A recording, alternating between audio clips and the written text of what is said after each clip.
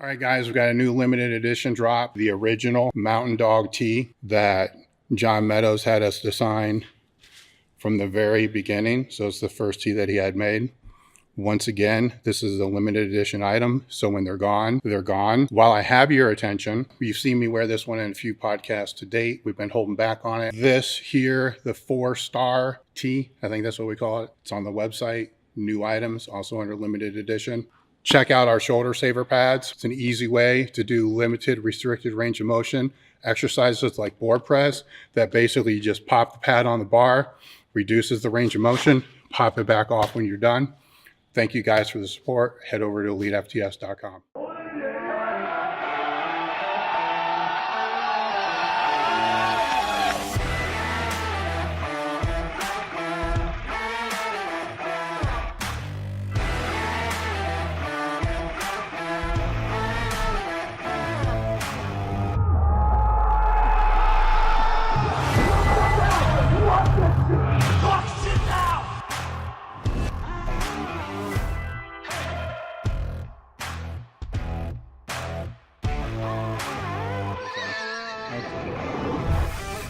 It's time to sit down, keep it real, and cut the bullshit. Welcome to Table Talk. All right, guys, we're back with another episode of Table Talk. Today, my guest is Joe Mackey, IFBB Pro, one of the strongest bodybuilders now, unofficially, 900-pound deadlift.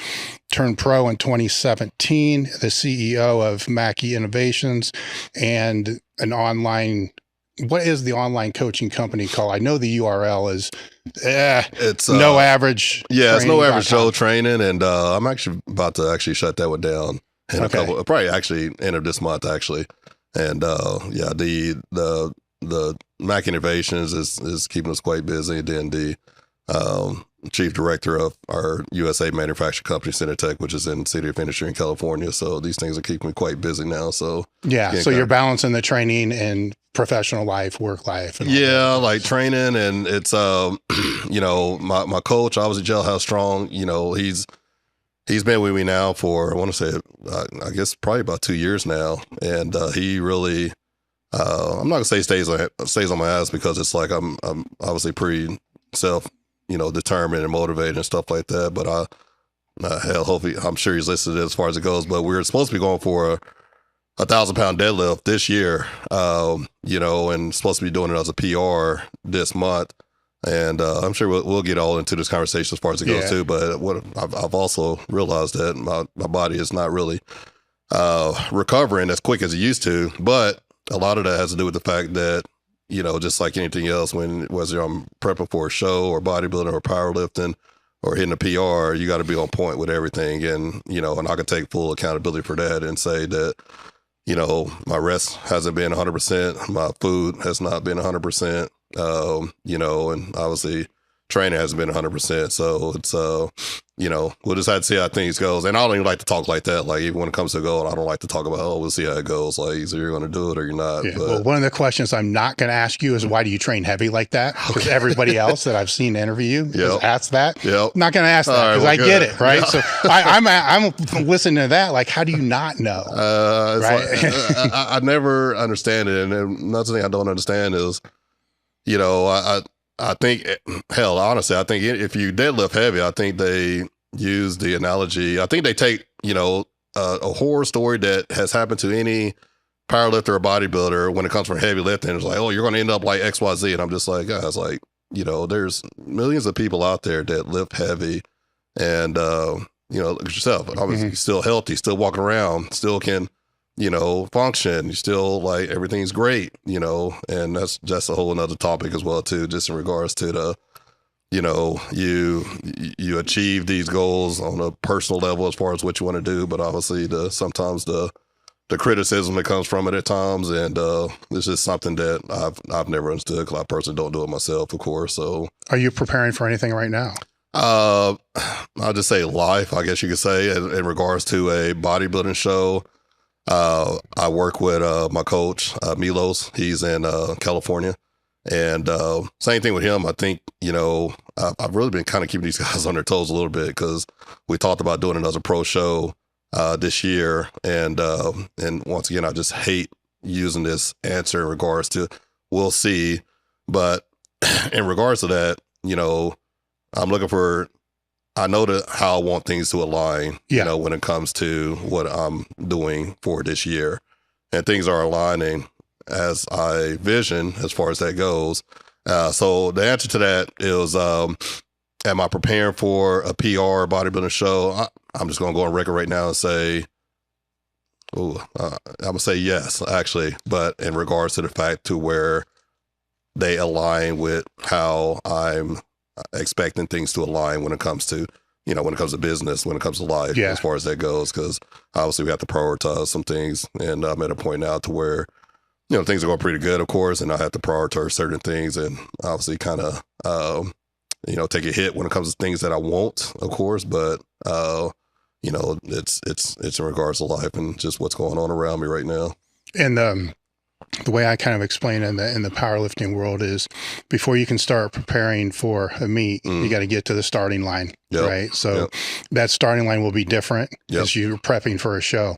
So that starting line's in the future, but there's certain things that have to align up just to get you to that starting line. Absolutely, right? 100%. So those are kind of the things that you're speaking about now. Oh, yeah. So because you have businesses, you know, and other responsibilities, those become part of the blocks that have to line up. Because they actually pay for the prep. You know, Absolutely. Kind of full circle with that. Yep. But from the physical standpoint, what are the things that you're trying to line up in this off season now?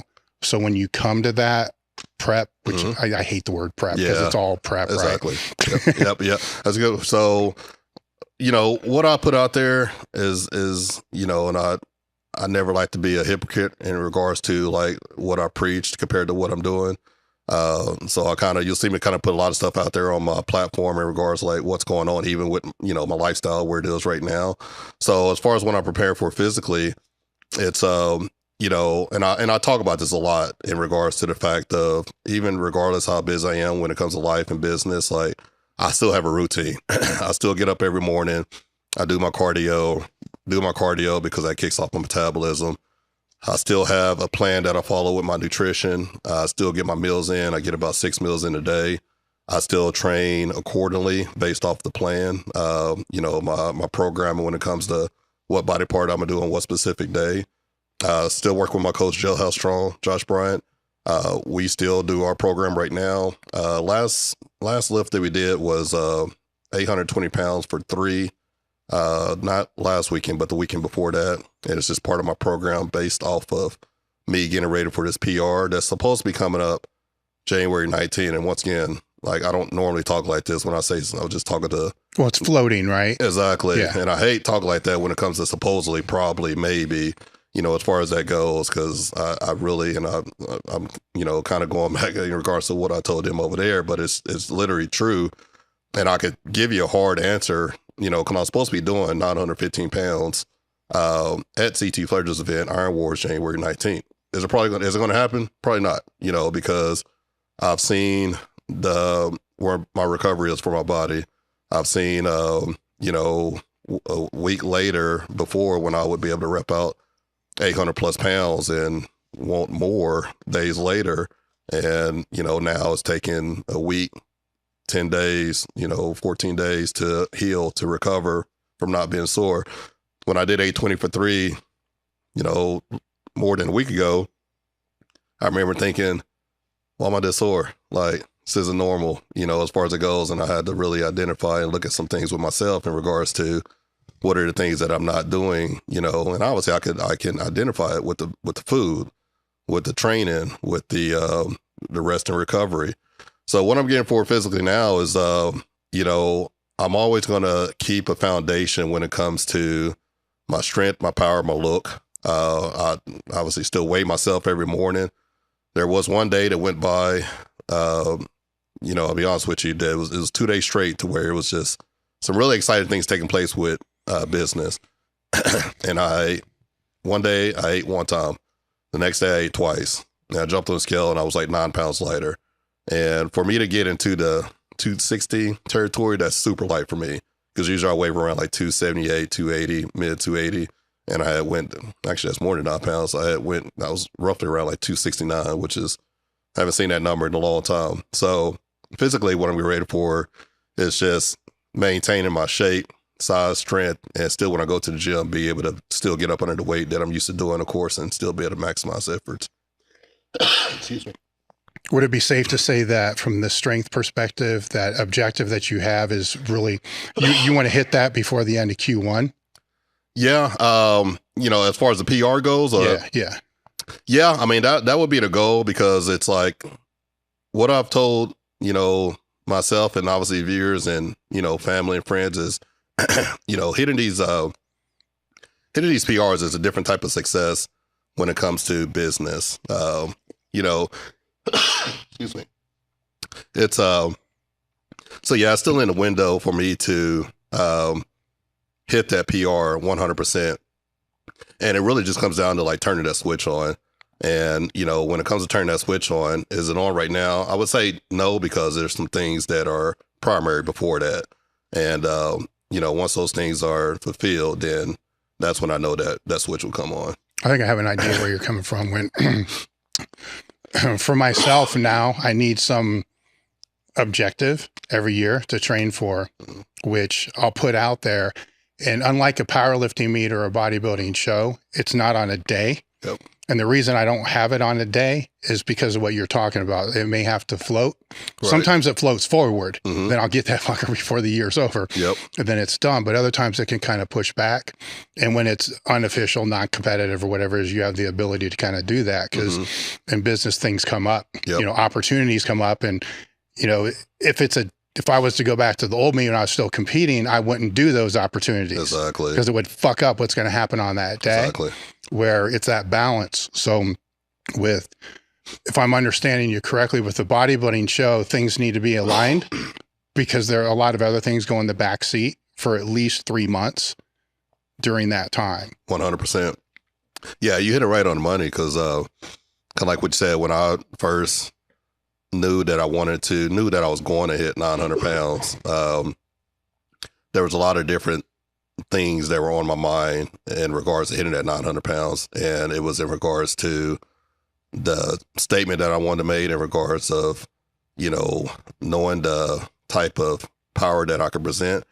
And, and I've really never really talked about this. Like, wanting to hit 900 pounds was really a personal PR in regards to something that I personally wanted to do. And I got the question many times. Like, I remember even when I did 850, and guys in the gym were like, are you stopping there? I'm like, no. Like, and they're like, why? Like, why are you going for more? What are you doing this for? It's like, it's a personal goal that I want to hit, and I didn't know what was going to come from it.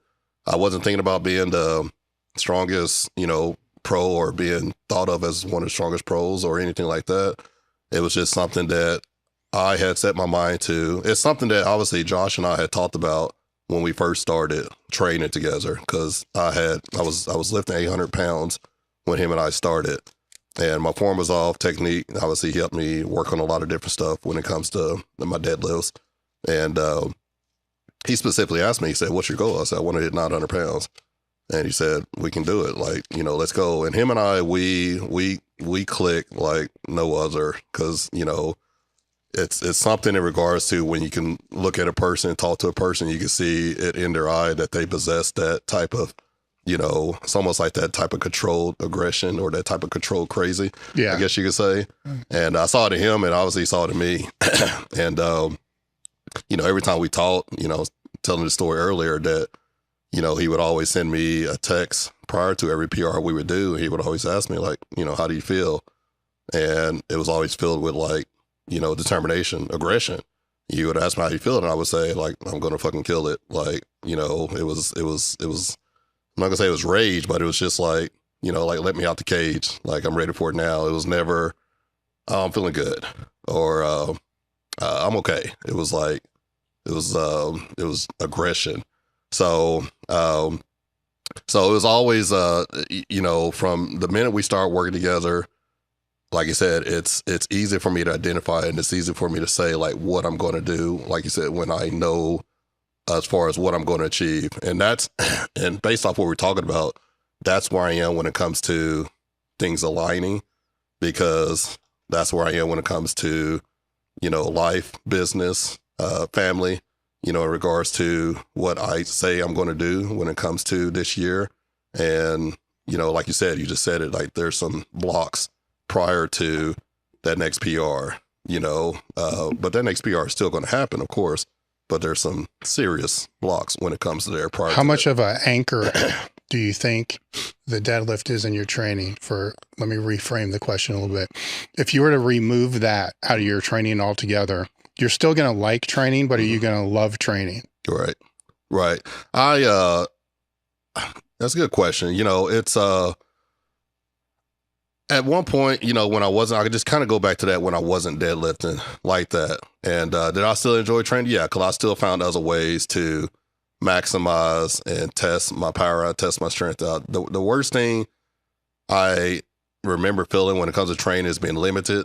Like if I was like nursing a small injury or a small tear or something like that, because it's like, it doesn't mean every time you go to the gym you have to push the limit or go extremely heavy or hit PRs or anything like that. But it's kind of like a car with, 2,000 horsepower or something like that. Like you don't always have to use it, but knowing it's there if you want to, push the gas a little bit. Well, it's building it too. Exactly. Right. So exactly. Yeah. So, and that's what it's like going to the gym. I have sometimes I go to the gym to where it's like, I actually smile and I actually, can laugh. And obviously, what I've seen from that as well too is like my energy is a big, key factor, even with people around me, at the gym. Like, I've always said, like, I've always been curious on like what the outside sees, like, when I am training or if I am serious or whatever the case is, because no doubt about it, if I'm in that type of mindset to where I am about to train, obviously intense or heavy or hit a PR or something like that,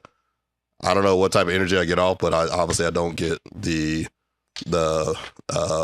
effect of, people coming over, saying hi, shaking my hand and stuff like that. Like I'll do a head nod, they head nod with me and that's it. But, and obviously, when I'm not, lifting heavy or, I'm kind of taking I hate to even say it, but let's say a light week or whatever the case is, like I can take my headphones off. You'll see me chat a little bit. You'll see me smile a little bit or whatever the case is. And then obviously at that point, I'm kind of having conversations here and there and stuff like that. So, but the overall question is, if the deadlift wasn't in there, would I still enjoy it? Yeah, I mean, but love it, exactly. Would I still love it? I would still love it. Yes.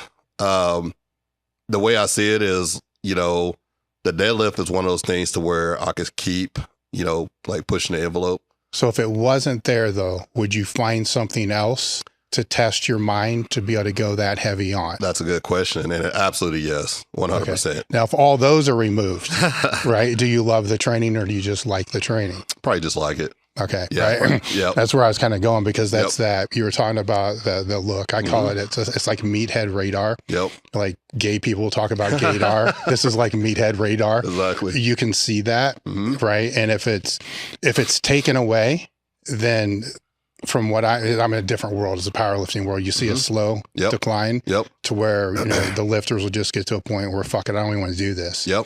Because they don't have that anchor. Exactly. Because they do all the other shit to be able to do that stuff. Yep. Or that stuff helps satisfy their brain to be able to deal with normal life. Yep. Where you don't kind of get that out of dumbbell curls. Exactly. You know, the big compound lifts you do. Oh yeah. 100%. I agree with that because, it's a different type of mindset, obviously, going for these PRs for sure. And there's been some chest days, arm days, shoulder days. I'm not going to say legs because I think legs is one of those things you can still push that envelope as far as that goes. Chest, I used to be like that. I used to bench heavy. I don't bench heavy anymore. The main thing I can do now is heavy dumbbells. I used to bench, and prior to me bench heavy, I was doing 500 for reps and I was going for a personal goal of that. But I remember it was before I went pro as a bodybuilder. I was repping out 500 pounds and I still remember it to this day, it was on January 1st, the first day of the year. I think it was 2014 maybe. I wanted to see how many times I could rep out 500 pounds. And second rep, felt the worst pain in my chest ever. I literally thought somebody had came and snuck me with a bat, and that's how hard it was, like instant horrific pain. And I went to come to realize my tendon had popped off the bone. Did you hear it? I mean, did you know the snap? People heard it. Yeah. Did you bruise at all? Because I did that same thing and I didn't bruise at all. It was weird as hell. 100%. I went to the restroom and I took my shirt off. And I knew something was fucked up. Yeah. I never heard about it. I never experienced it. I think I heard about, someone tearing a muscle, but my muscle didn't tear. It's a tendon that can't complete. Yeah. And I just remember taking my shirt off and seeing my pec, like. That's what mine was, all under the nipple. It was like, what the fuck? Yeah. I was like, and I'm not a crier. I didn't boo-hoo, but a tear did come down my eye because I looked and I was just like, God damn, man, I'm fucked up. And remember, going to the hospital emergency room immediately after that, and I walked in, and I'm thinking like, hey, like I'm messed up, like like cut me open now, let's fix this. And they come in, they do x-rays, and I don't know if I did an MRI, I'm for sure know it was x-ray, but they looked at me and came back, and the doctor was just real nonchalant about it. And he was like, yeah, you tore your tendon, ruptured, and came out the bone. I said, oh, cool, okay, well, when's surgery? And he's like, yeah, it's no surgery. He's like, you need to go to orthopedic and get this looked at. I was like, you guys don't have orthopedics here? Like, you can't fix it? And they're like, yeah, but it's not life-threatening. It's not like we can't fix it. Like, you have to go to a specialist. Mm-hmm. And man, it was a reality shocker, I guess you could say. But how long did it take till they reattached it? 2.5 weeks. Okay. Yeah, and I remember talking to a specialist, and he told me, and insurance didn't cover it. I had to come out of pocket for it. And that's another thing that really sucked about it too, because it was just one of those things to where it costs a lot of money, of course, costs a lot of time, and recovery on it was pretty extensive. I mean, I remember, and that's another subject as well too. I remember the doctor telling me it's going to take about 9 to 11 months to heal and recover, and just like anything else, it's like I'm a fighter, when it comes to just anything or whatever. Like, I see these stories all the time to where it's like, I can, just imagine if something happened, if I lost an arm or something like that, and someone saying, hey, you're not going to be able to do this anymore. Like, I'm still going to try. And that's how I was with this injury. And when it happened, and after I had surgery, I just remember from the minute that I could like literally get out the bed and actually kind of move around, just thinking of anything and everything that I could do to speed up my recovery. And that's exactly what I did, from nutrition to rehab to going to cryotherapy to taking supplements to speed up recovery. And it healed a lot quicker. I remember going to the doctor. I don't want to exaggerate, but I want to say going to the doctor a few months later and him looking and him just realizing like, man, you're actually recovering like quicker than like I've ever seen, when it comes to this. And but that's just what I did. It's like I don't believe in just sitting on my ass and just waiting or anything like that. Like, if I could do something about it, then it's like I'm going to do it, especially like even in that situation when I'm injured and trying to recover. I want to recover as soon as I can and do. How long were you immobilized? Overall, right at about 5 months, 6 months. All right. And then you took your time coming back. Yeah, I somewhat. I mean, even when I was in a sling, I was still doing legs. Yeah. I'm talking just that actual pack. Oh yeah. When I remember I went to like 1 or 2 sessions with a physical therapist, and and I did it just to see in regards to like. Did they put you in the water? No, they flipper thing. No, they I felt like I needed to listen just in regards to like getting some basic knowledge, because I had never had an injury that severe, and and I took some things and I left some things behind, and I remember one of the things that they told me was listen to your body. If your body ever starts to shake or if it feels like it's weak, I remember her telling me that, as a bodybuilder, we're taught to like push through the challenge. And, if we're fatigued, then, push yourself. But she's like, when it comes to injury, listen to your body. So if you ever start to feel fatigue or the body's shaking or that the left side is, still not, functional, let's say functional, whatever, she's like, then back off, or stop. I listened when it come to that, and that did help. So, you know, I would do, you know, curls. And what's crazy is when that happened, you know, my arms are pretty landmark that people recognize, and my arms measure anywhere from 22 to 23 as far as it goes. And when this happened, this arm had shrunk down to like 18 inches. It was later I had, it's like that movie, like Scary Movie, where the guy with the little hand and stuff like that's what my arm looked like. So I had a small arm and then this big arm over here. And I just remember having to catch this arm back up and get it back moving and stuff like that. And it took a number of months to do that, of course, but I finally got it back to normal, of course. Did you have reoccurring issues with scar tissue tearing in that afterwards? Yeah, I did. I had to,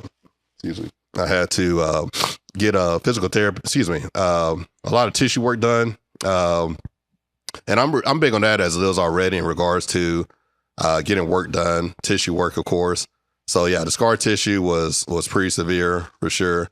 It was painful, obviously, going in and getting work done on that issue. When you were training, would it pop every now and again?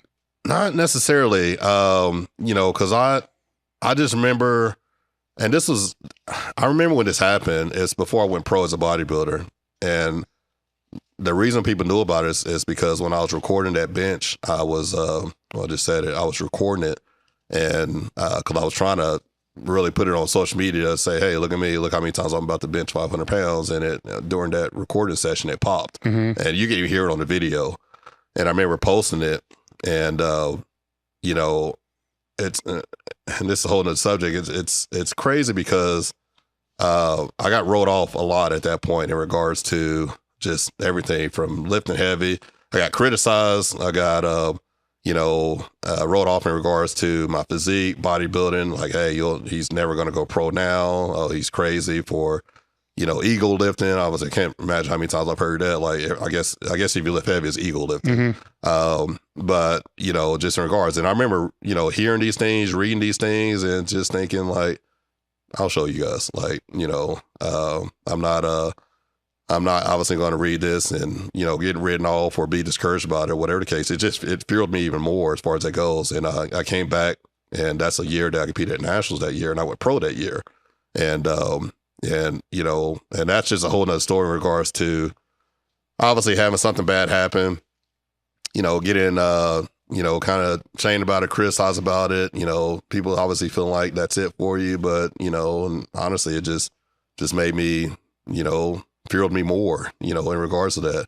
So it was, it definitely took some time, of course, to heal, recover, the whole nine, of course, but it was just one of those things to where when that happened, it was just like a setback. Like, it's like, I don't look forward to setbacks, but it's like, I sure don't get discouraged by it. Cause it's like, if anything, I use it as like motivation to like, you know, show people that it's like, you know, we're not done yet. Like, I think it's just part of just being a fighter, just overall.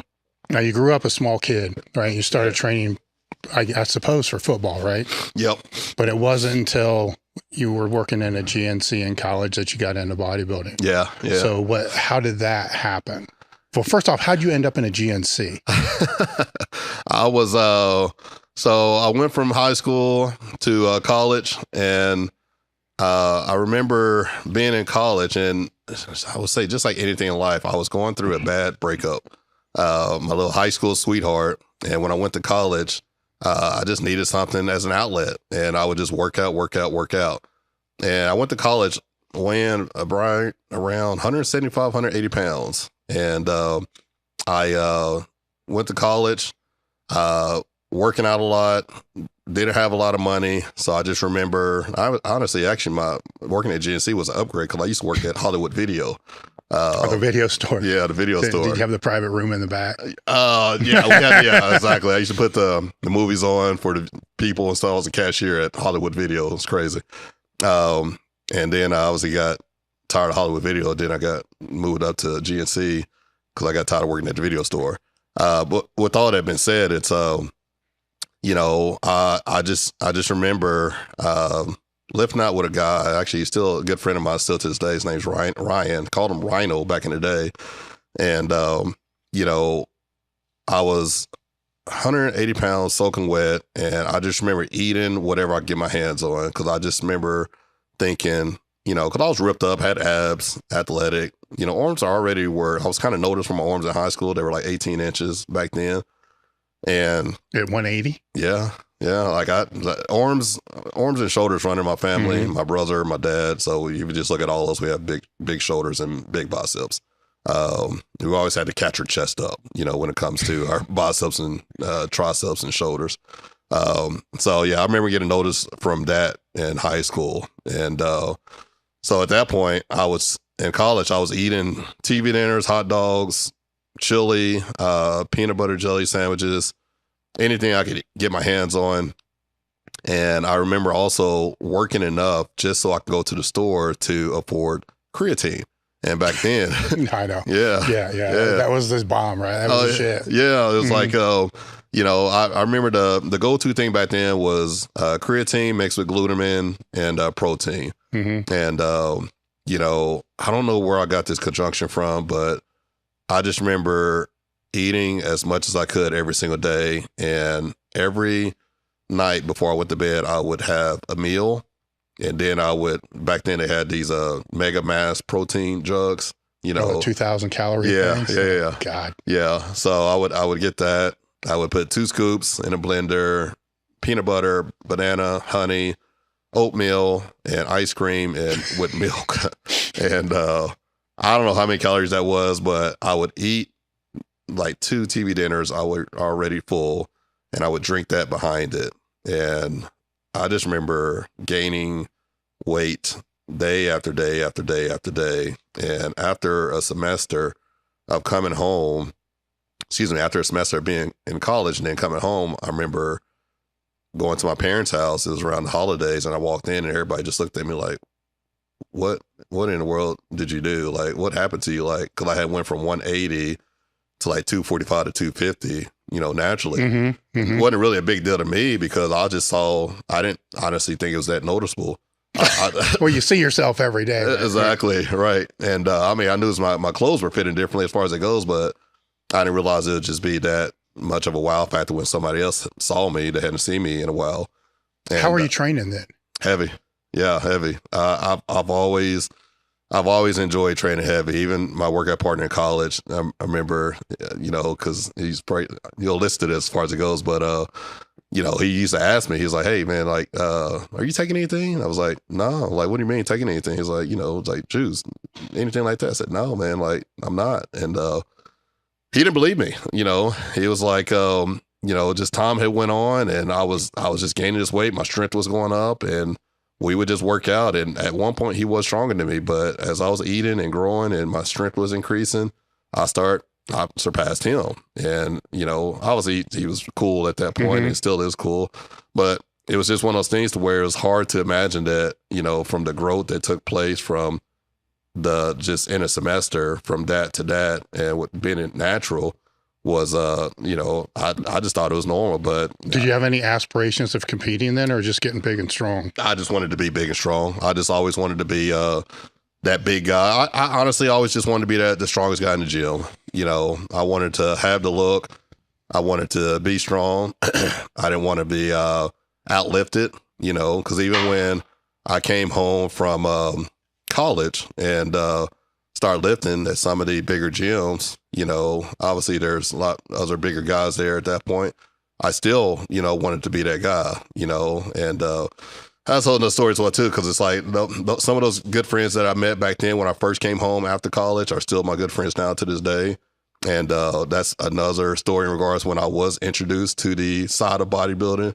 And it's actually when I first started, you know, supplements. And that kind of shows that, like, you know, I was natural, because I went from 245, 250 to jumping on my first cycle. And I jumped from 250 all the way up to 310. And strength was just a whole nother level. And then at that point, I had people coming up to me, and I was only 19, 20 years old. Actually, was I that young? No, because I was mid-20s, actually. Then at that point, I had people coming up to me, ask me, hey, like, you know, you should compete in bodybuilding, like, because, like, you're already 300-something pounds at mid-20 years old, and you're already looking like you're pro now. So, and then I did do a show after that. It was the Lone Star Prince Harrison show. I remember doing it, and and I hated it. It was like I did one show, and at that point, I really had no desire to want to do another show after that. What didn't you like about it? It was I mean, a lot. Like, Well, let's reframe this. Was there anything you liked about it? not a damn thing. Not a damn thing. Because it's like, cardio, hated it. Back then it was like an old school method of nutrition. Don't use seasoning. Eat bland food. I mean, hell, it worked because I was in shape, of course. But I just remember thinking, like, man, like, how the hell can someone enjoy doing this in regards to eating some chicken without any seasoning and potatoes and rice with nothing on it, or beef and stuff like that. And that's the way I was taught back then, to where it's like, you don't eat for flavor, you eat just for nutrients to get in your body and train and work out, and that's it. But as far as anything I like, no, not at all. I just remember getting ready for a show, just thinking like, man, I can't wait till the show's over. Like, I'm never doing this shit again ever in my life. And that's it. What pulled you back in? It was my son. It was, it's still, something that burns deep in my heart right now. Years later, after I competed in that first show, obviously lived life and, ended up being in a relationship. Lady I was with, her and we had a baby boy together. His name is Devin, so I have it tattooed all over my body. He was born with a heart condition. I remember being at I remember him being born. I was there, obviously, when he was born, holding him. And I remember the doctor saying, hey, or the nurse saying, hey, obviously you guys can take your boy home today, but you have to make sure you have a car seat. I was like, oh shit, like, I don't have a car seat. Let me go to Toys R Us, get a car seat and get that taken care of. And I remember probably about an hour later getting a call from her. She was upset. She was crying, and she was like, hey, doctor needs to talk to you. And I said, okay. And doctor got on the phone and said that he had to have open heart surgery that day. And I was like, what are you talking about? And he had developed a condition called hypoplastic left heart syndrome, basically where his heart didn't develop all the way. So I went back to the hospital. We met with the director, the board director, the surgeon, the whole nine. Grace of God, the guy that was actually going to do the surgery was a very intelligent person that had almost, I'm not going to say he created this concept, but he was very in tune with how everything would go with this surgery. And was pretty confident that things would go well, as far as that goes. And, when it comes to this surgery, you can look it up, but once again, it's called hypoplastic left heart syndrome. You have one when the child is born, you have another one at 3 months, then you have another one at 3 years old, I believe. So there's 3 different parts to the surgery. He had one when he was the next day. He did extremely well, made a full recovery, did well. I think he probably stayed in the hospital for maybe a week or 2, and then we came home. He had to have a G button installed, because that's where we had to feed him in regards to his food, of course, and feeding him because he couldn't be fed by the mouth.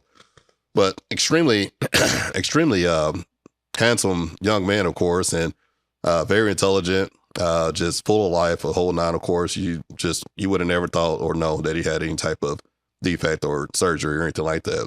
And months later, he had his second surgery, did well. And so that was at 3 months. And then at about the 5 or 6 month marker, started having some complications. I still remember us having to take him to the hospital, and we thought it was just an infection. That's originally what it was. And it went from an infection to this complication to us thinking like he'll be in and out of the hospital in a week or so to now he's spending month after month after month in the hospital. Now he needs a kidney transplant. Now he needs, this transplant. Now he needs this surgery. Now he needs to be a candidate for another heart transplant because his heart, based off the work that they did, wasn't going to work. He got denied for that. And, excuse me. So with that being said, that was still the same mentality that I have when it comes to, I don't know what's instilled that in me. I don't, because I've had this similar mentality for some time now. Because I still remember the doctor, saying that he wasn't going to make it, and I still never lost faith. I still never believed him. I still never said, that's it. I still never gave up. So, and it was an initial point to where things had got pretty bad, and I had to accept the truth, at that point, of course. And I remember being at home one night and getting a call from her that he had flatlined, and I rushed up there, and that was it. So, so in regards to what got me back in bodybuilding, I maybe 3 to 4 months later, I was, kind of, I'm not gonna say necessarily losing my mind, but it's like based on the road that I was going, because after that happened, I was going out, got in trouble in regards to some bar fights here and there. Didn't go out looking for trouble, but it was one of those situations to where it's like, it was in there, and it was like, that's why I say all the time, sometimes you can look at someone, you can tell there's something there, and it's like, don't mess with that person. And, so, and that's kind of like where I was as far as that goes. And, obviously, probably still, where I am still to this day, obviously, of course, but it's controlled, of course, in regards, which is another reason why I'm able to do these big PRs and stuff like that. Cause I can take. So what was the tipping point then? Cause that's unimaginably rough to go through. Right. Tipping point was one evening when I had got into trouble from being in one of those bar fights and sitting there and thinking, man, this is not what my son would want. Like, this is not a good example. This is not why I did it. I was confused. I didn't understand a lot. I didn't know why this had happened, but I was like, this sure as hell isn't it. So it was literally to the point to where it was a tipping point to where me reflecting and saying, like, I remember having a conversation with a family member of mine, and he said, you can either go to the left or you go to the right. And he said, the left, you're going to lose your mind, you're going to get in trouble, you're going to go downhill, you're going to lose everything. Or you can go to the right and you can feed off of this. And I was going to the left from a short time there, and it was when I was sitting in that jail cell that day from being in a little bar fight to where I thought about what he told me. And I remember when he told me that, I was just angry because he told me that at the funeral. And I reflected at that point, and I thought, I've been going to the left all this time. I need to go to the right, and I need to use this. I hate saying it. I mean, not necessarily in a positive way, but I definitely don't need to be doing it this way. So I'm going to use this to push myself with anything and everything in life. This is what I'm going to use. And that's exactly, that's what allowed me the next week after that. I went to the gym I still train at sometimes now. It's called Strauss Fitness. It's in Euless, Texas. And I went over there and met my first coach that I had worked with. His name was Herman, and went over there, and he knew my story. I told him what happened, and he just told me straight up. He said, hey, you're just going to keep your head down. You're going to focus. You're going to train hard. And he said, I believe in you. Like, I really believe that you can be a pro bodybuilder and that you have what it takes, the body, the physique, and the mindset. And we trained and we won our first show, then we won our second show, and then. So what was that show like? It was just I remember the day before I had to compete at that show, and it's crazy too because it's like it's been like this even after big PRs. But I remember the day before having to compete at that show, I got emotional. I got emotional in the shower because it was like workout to workout to workout. Like it was literally like it was just a whole nother level. Like I felt unstoppable. Training, like even if it did hurt or even if it was painful during workouts, it's like I embraced it, and it was just one of those things to where it was compared to my first show that I did when I was like, man, this sucks. It was just like, it was like, I love this. And, you know, I embraced every minute of it. And it was now at that point, it was addicting. You know, it was literally my peace as well, too, because, you know, and that's still what I talk about still to this day, like in regards to, you know, when I have been injured, when I've been injured, man, it has been a nightmare. And I'll say it's been a night for probably people around me as well, too, because it's like I can't do what I enjoy doing or do what I love. And, you know, because it's just at that point to where it's like, regardless of business or, you know, family or this, whatever like that, like I think we all have outlets in life in regards that really, you know, make us happy.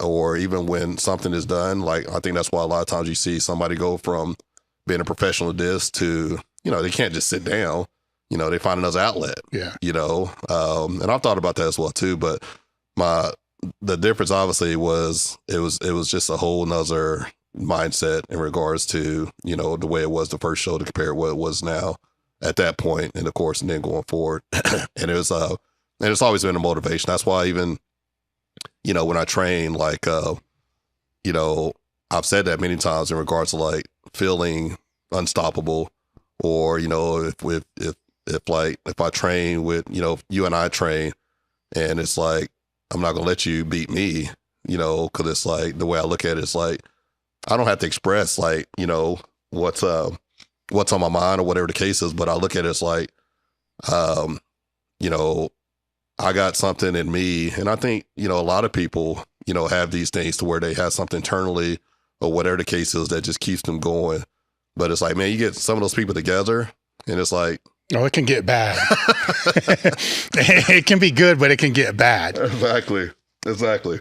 So, you know, and that's and I love it, you know, because I've been in the same room with those people, and I've trained with those people, and it's like I love it. And that's a whole other thing too when it comes to energy. It's like, man, it's like that's just a whole nother conversation. Like doing these crazy lifts or PRs and stuff like that. It's like, man, it's like when you got that energy around you, like you said, it can get bad, but it's pretty it's pretty savage as well too, and I love it. What was the trajectory after that first show to when you turned pro?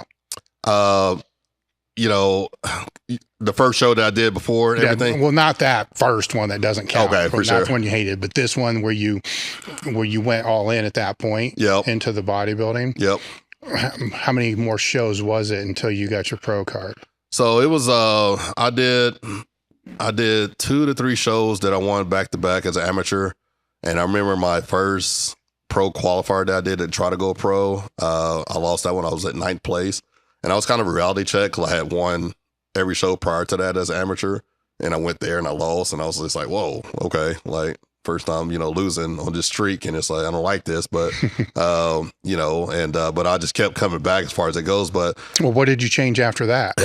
Basically, you went from one level to another level. I knew, you know, I could reflect and look at, you know, things that I knew that I needed to get better. I knew that I still needed to bring up my chest. I knew I still needed to bring up my legs. I knew I still needed to, you know, my coach always was just real straightforward with me that where when you go pro, you need to look like a pro. You know, you don't need to look like a amateur that's going to grow into a pro. So, you know, and that's really what the maturity that it took in regards to, you know, going from that amateur, even an amateur mindset to every time we went to go for that pro card is to present myself in regards to obviously the look that I had, you know, body parts that needed to be brought up, of course, and to make sure that what I was displaying was that look as a pro that was going to allow me to be a successful pro.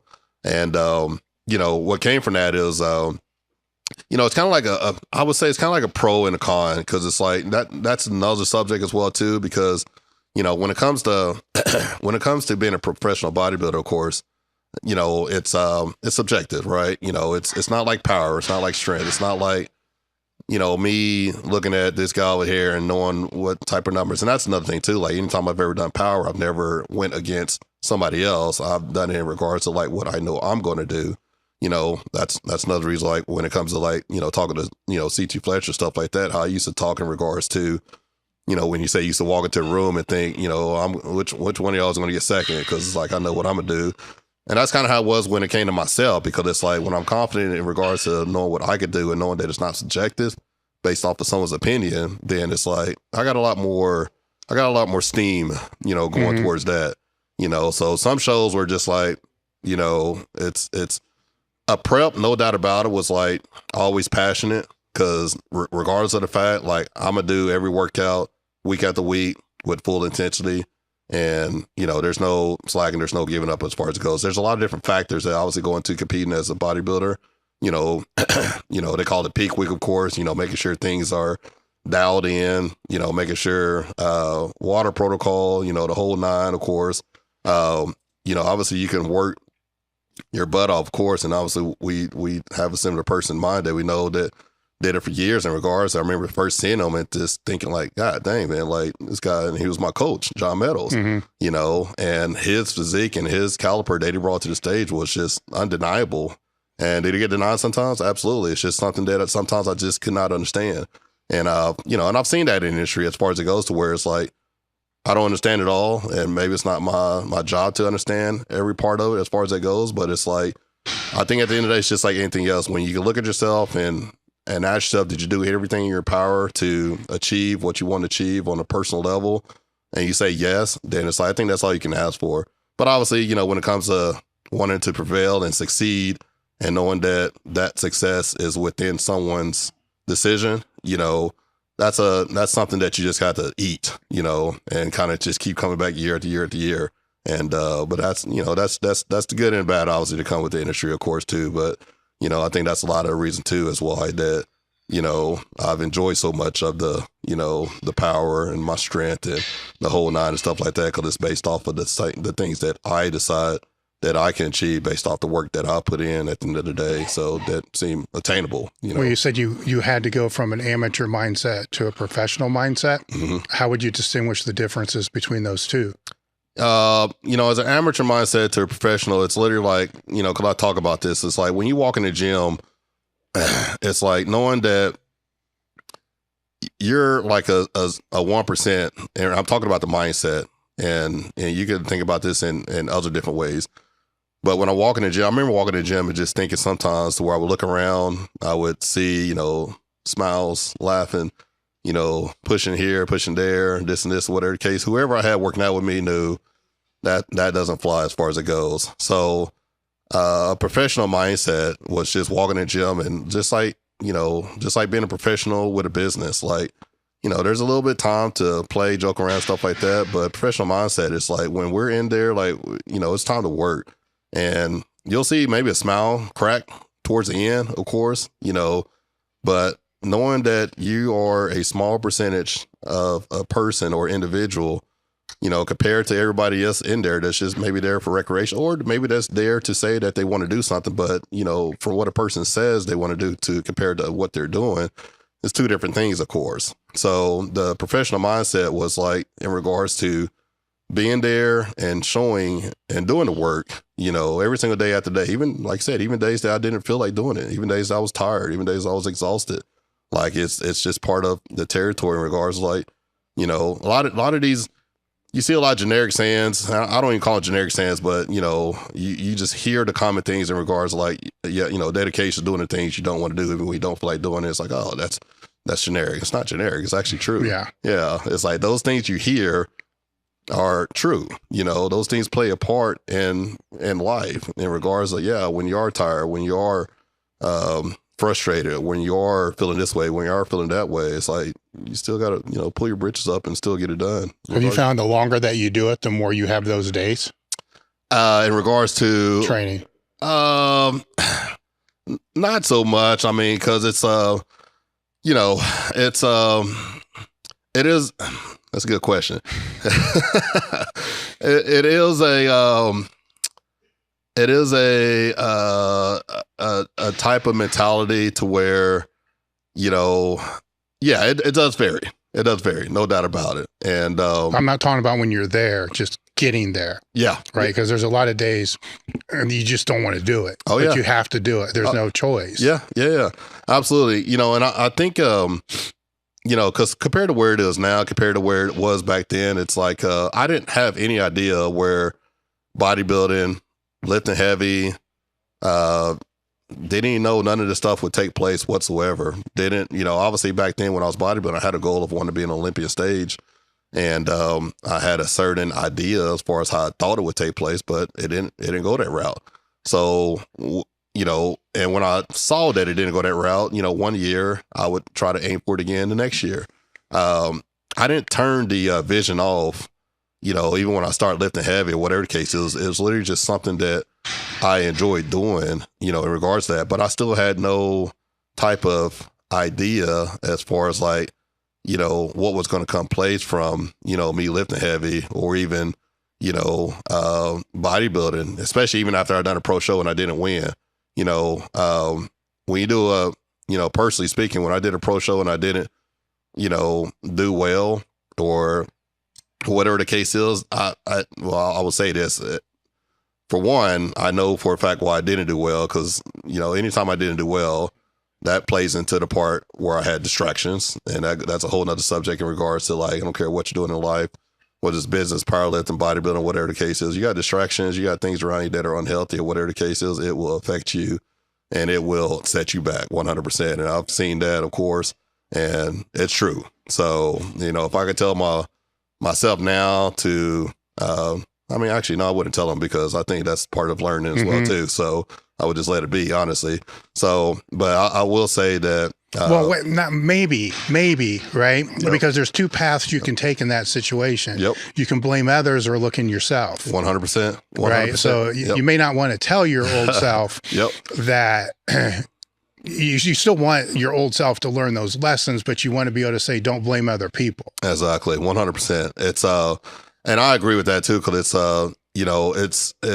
Well, we see it a lot, especially in strength sports and bodybuilding, is the blame always goes to other places. I got stories for you. So if we get into those stories, it's like, we'll be here all 10, 15 hours as far as that goes. But, you know, I think it's another one of those sayings too, to where it's like, sometimes I feel like it's necessary to learn the hard way, you know, whether that's blaming ourselves or blaming other people, you know, maybe at the end of the day, we all take accountability as far as it goes, but it's like, I think it's a learning lesson, and but I also think that helps you prepare for bigger things in life too. So that way, when it's like when that button is there that says "Do not touch," you know, you don't touch it. So back then it was like, you know, you can say "Do not touch," and I would touch it and I would press it. Like, well, let's see what happens, you know. And obviously, you know, when you do those things, then you know, hell comes with it as well too. So. Would you say that all those things and all those lessons, when in the business world, they're all there, but would you say it's compounded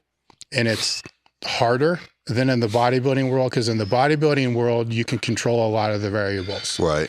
Where in the business world, you can control a lot of variables, but there's a lot of variables you just can't control. For sure, which mentally, for myself, there's a lot I learned in powerlifting that definitely carries over to business. Right. But there's way more uncertainty in the business area, which I believe the powerlifting helped me to be able to deal with that. So it's a two-pronged question. You know, did the bodybuilding help you deal with, you know, the business world? Yep. And then in the business world, with all that other uncertainty, that's a mind fuck too. Absolutely. Because you can't control some things, but you want to control them, but you can't, but you think you can. Absolutely. You want to be able to. Absolutely. 100%. You know, everything on the bodybuilding and powerlifting side definitely has turned me into, and obviously I'm still learning, you know, as far as that goes, but you know, the things that happen with the ups and downs of bodybuilding, even ups and downs of being strong, you know, of being, you know, powerful as far as that goes, setbacks in life in general. And you know, and I know you see it as well too. It's like, you can see the people, you know, around you, you know, in regards to like, you know, I'm not gonna say the ones that have it and the ones that don't, but it's like, I've obviously in the business world, I've been around, you know, a group of people that have seen or been in situations where it's like, oh man, like, you know, we're not going to make it, or, you know, or this sucks, or this, or excuse here, or excuse there, or fear here, or fear there. And I think everyone has a certain emotion, and I'm not going to say my emotion is, you know, it's not anger, but it's just like, you hear those excuses or you hear those things and it's just like, what are you talking about? You know, because it's like, you know, on the bodybuilder side, you know, working your butt off day after day after day, you know, getting up in the morning, doing cardio, eating accordingly, being structured, having this, doing that, you know, self-discipline, of course, and then still put in the work and then still not receiving the outcome that you expected. Obviously, has that happened in business? Absolutely. Do you give up? No. Like, you know, how does that impact you mentally? It makes me want to go harder next time, you know? So same thing when it comes to business, you know, it's like life isn't easy. You know, that's obviously one thing I've learned years ago. You could do everything right, or you could put, you know, that's generic saying, hey, if you work as hard as you can, even when you don't feel like doing it, whatever the case is, you'll win. You'll win, but it doesn't mean like you're going to win like right then. Well, being smarter about it is part of the equation too, because while bodybuilding, you're not pounding the Mega Mass 2000 with peanut butter and all this shit at night. So you still have to work just as hard, but you got to work.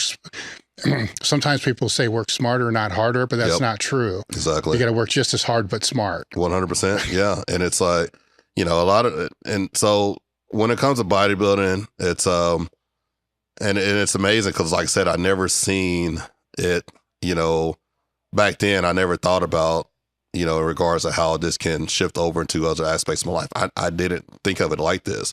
I wasn't trying to think about it like this because obviously, you know, my definition as far as what I thought what my life was going to be was an Olympian bodybuilder, you know, on, you know, YouTube or whatever, talking about being Mr., you know, possible Olympian or whatever the case is, but that's not how, you know, things happen. But it did prepare me, you know, to, you know, be in settings and obviously be in positions when it comes to business that I had no idea that I would even be a part of, you know, to this day.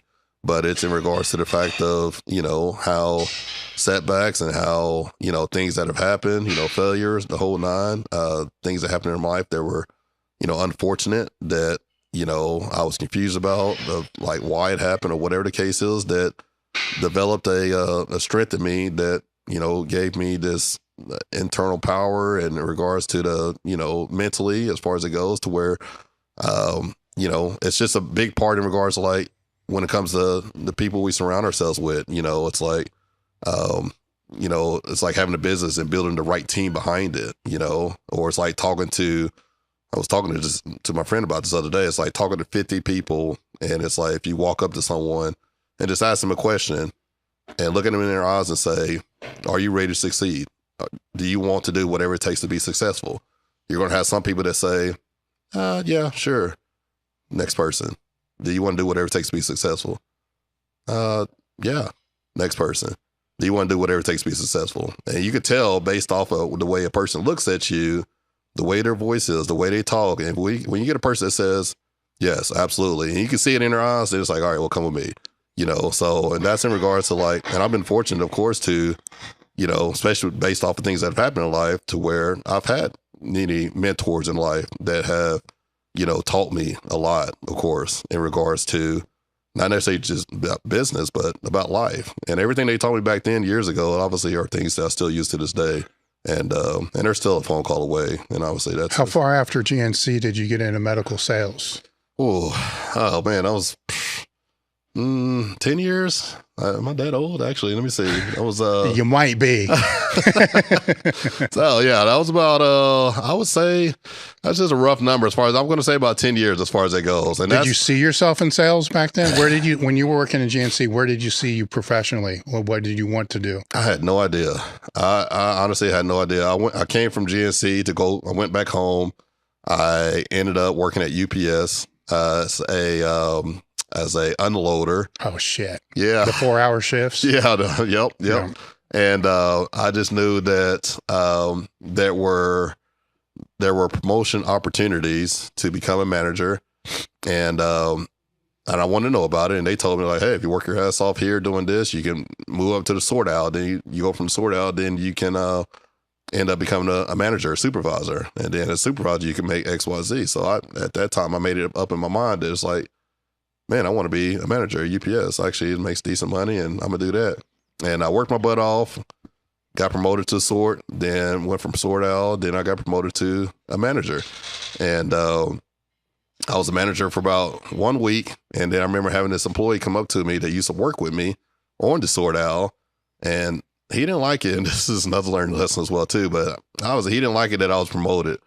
And he comes to me and I was telling him to go from this trailer to another trailer. And he says, you know, kiss my ass. Like, I'm not doing anything you say. And I said, you're gonna do what I say because I'm the manager. He says, no, I'm not gonna do what you're gonna say. And he's like, and I'm gonna make sure that I get you fired from this job. I said, okay, we'll see about that. And sure enough, that day after work, I get off and he's waiting for me outside of the parking lot. And I said, all right, well, let's go. And we go over to the field next door off of work property. And, you know, he puts his looks up and I put mine up and, you know, true story, you know, I beat him up, you know, and, I'm thinking that's it. So next morning I go into work and they're like, hey, we need to speak to you down in the office. It's like, all right.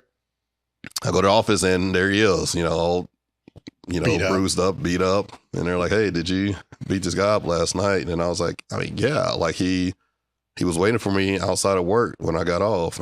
And he said, you know, and I said, but we didn't do it on work property. Like it was way across the blocks away off of property.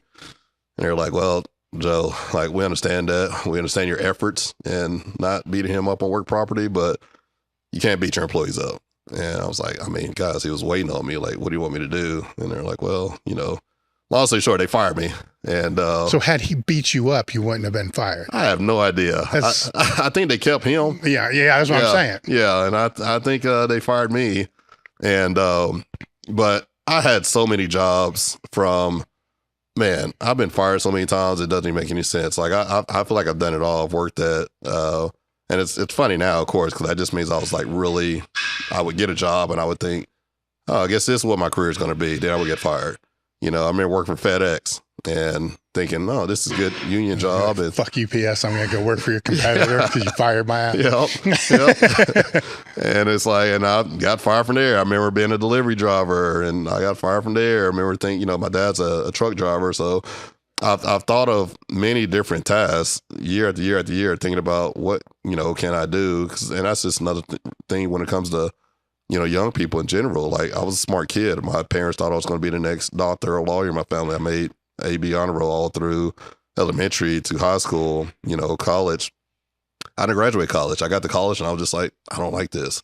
Like, you know, what is the point of me studying this, and this? And, you know, and even in college, I didn't have an idea what I wanted to do. I just was going to get my bachelor's, of course, but I just didn't understand why I was learning these things that didn't pertain to, you know, something that I did want to do, you know, when it comes to business or whatever the case is. So that's when I came home, started working. And the sales part came, I kind of found my niche when I got into the fitness industry because I started off as a trainer and that was when 24-hour fitness was around and doing well as far as that goes. Excuse me, not 24-hour fitness, Valley Total Fitness. I don't know if you remember that. Presidents, remember them? Okay. So started off as a trainer with them.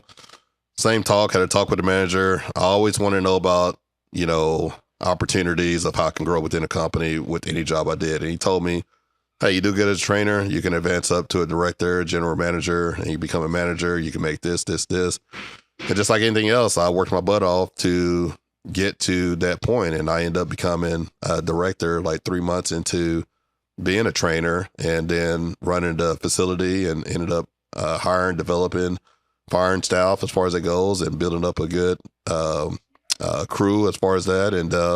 And I did that for a number of years until Bally's went bankrupt. And then that's when LA Fitness came around. And I went over to LA Fitness and worked there as a manager for a while. And I want to say it's one other gym, but my sales background came from the fitness industry, you know, learning how to, you know, the way I see it is like when you talk to someone about, you know, their health and fitness and as far as that goes, like you can't talk a person into regards to, you know, wanting to stay alive, you know, for their health, whatever the case is. Like that's a good way in regards to getting your real foot in the door when it comes to sales right there, is be able to talk to somebody obviously about their health.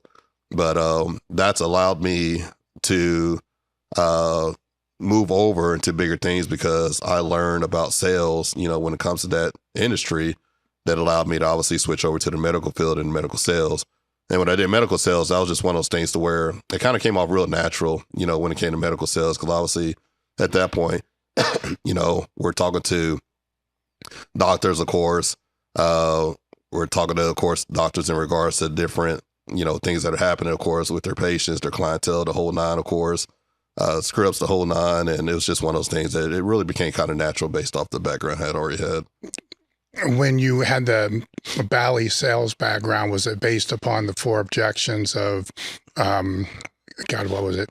Time, commitment, spouse, and money? 100%, yeah. And now, that can't carry over to the medical sales. No, I mean, you're not going to say, well, what's your significant other going to think about this MRI machine? No, because it's like medical sales was literally, I mean, it's just like medical side was like based off of networking. Who you know, then who they know. Then it's like, when you set obviously one group up or one doctor up, whatever the case is, then they give you some referrals, of course, so, and that's just in regards to when it comes to a lot of different business. I mean, a lot of people obviously say it's not based off what you know, it's based off who you know, of course. And obviously that does play a big part, of course, in growth and success and the whole nine as far as that. But medical sales, I saw that to be very effective in regards, because actually one of my first accounts when it comes to medical sales that I was able to bring on some information to as far as what we were doing on the medical side of things was an old client of mine when I used to be a trainer at the gym.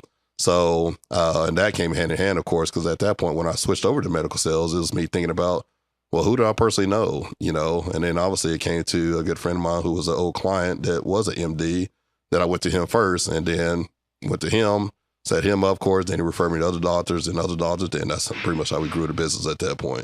Did your physique work as an asset or a liability? Asset for sure. Cause it's like, and that's something I talk to about my audience now in regards to, I do feel like, possessing a shape, a look, and even your demeanor, even the way you talk, obviously, it wouldn't be nothing, obviously, if I had a certain type of physique, but I was timid, or if I was passive or if I was shy or whatever the case is.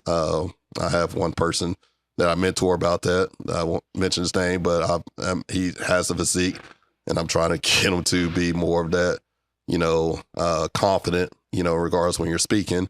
So it definitely is an asset for sure, but it doesn't stop there when you, and I would say this, excuse me.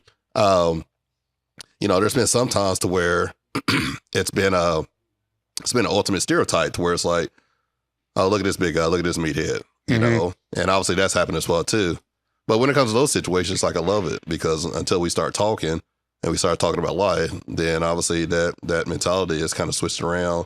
And, well, the key thing there is somebody told me when I was in high school, that was a mentor of mine, that your size will always demand attention. Yep. Any room you ever walk into, what you say after that is up to you. 100%. So even with, oh, look at this meathead, they're looking at you. Yep. Right. So you have their attention. Now, if you're, don't have the charisma, you're shy, all these other things, well, then you just validated their perception. Absolutely. And I always like to, kind of, I'm not going to say necessarily kill things with kindness, but I've had it happen, of course. I've been in professional environments and, usually when I'm traveling or doing something or going to an event or whatever, you can't obviously hide your size, especially when you're a big guy as far as that goes. And I've had it happen to where, I've walked past a group and I've heard the word, steroids. And it's like, and I have the decision to where if I want to walk away and I didn't hear it, or if I want to turn around and just, kill them with humor.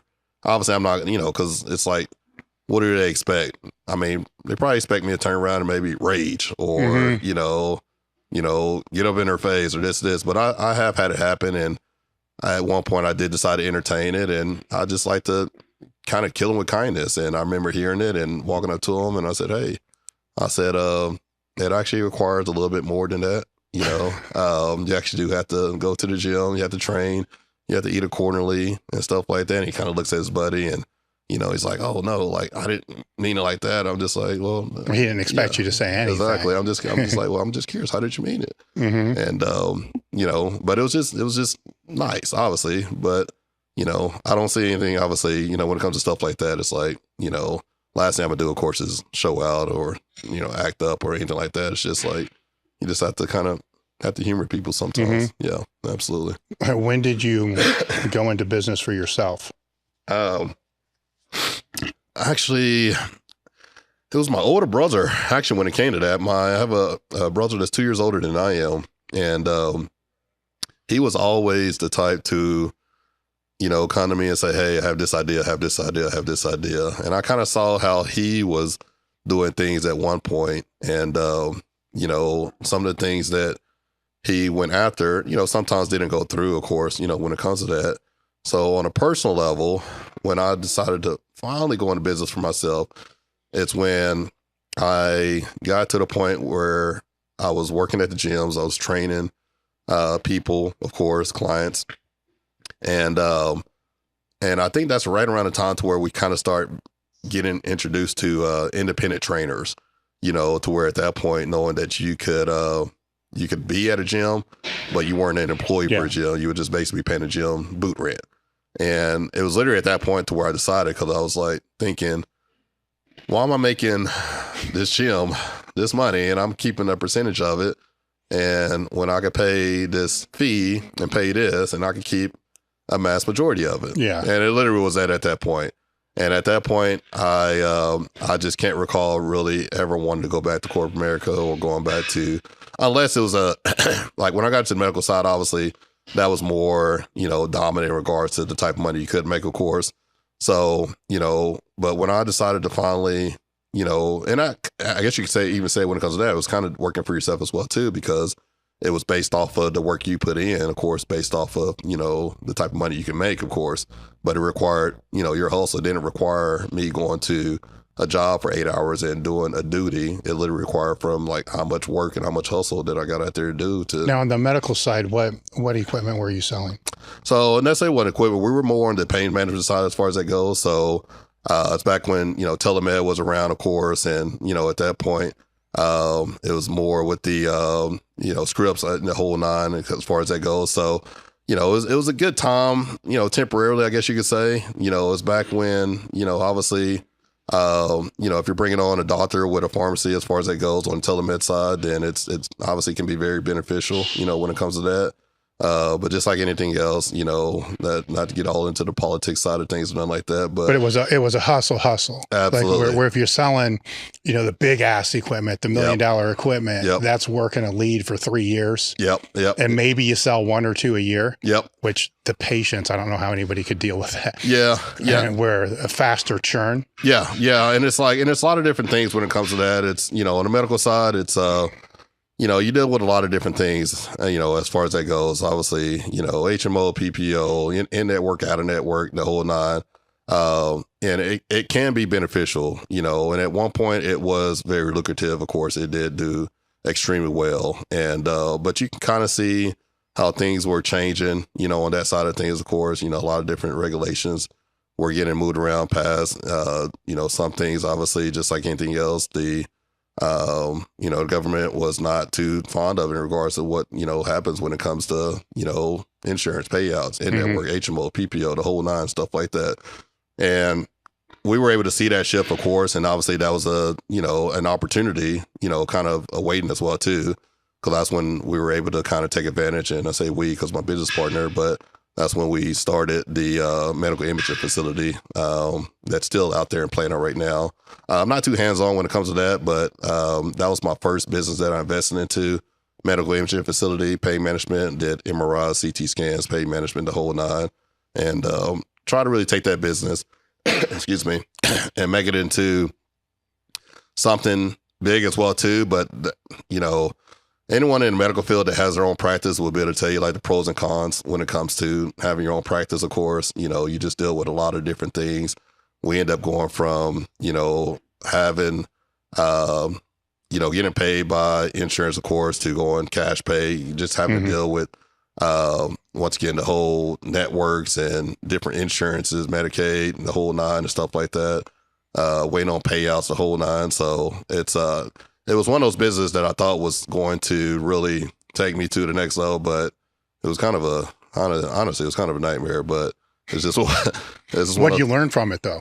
I just learned that, from back in the day, I learned a lot. I mean, in regards to that, cause, we brought on, one of the doctors we brought on was actually a cardiologist as far as it goes.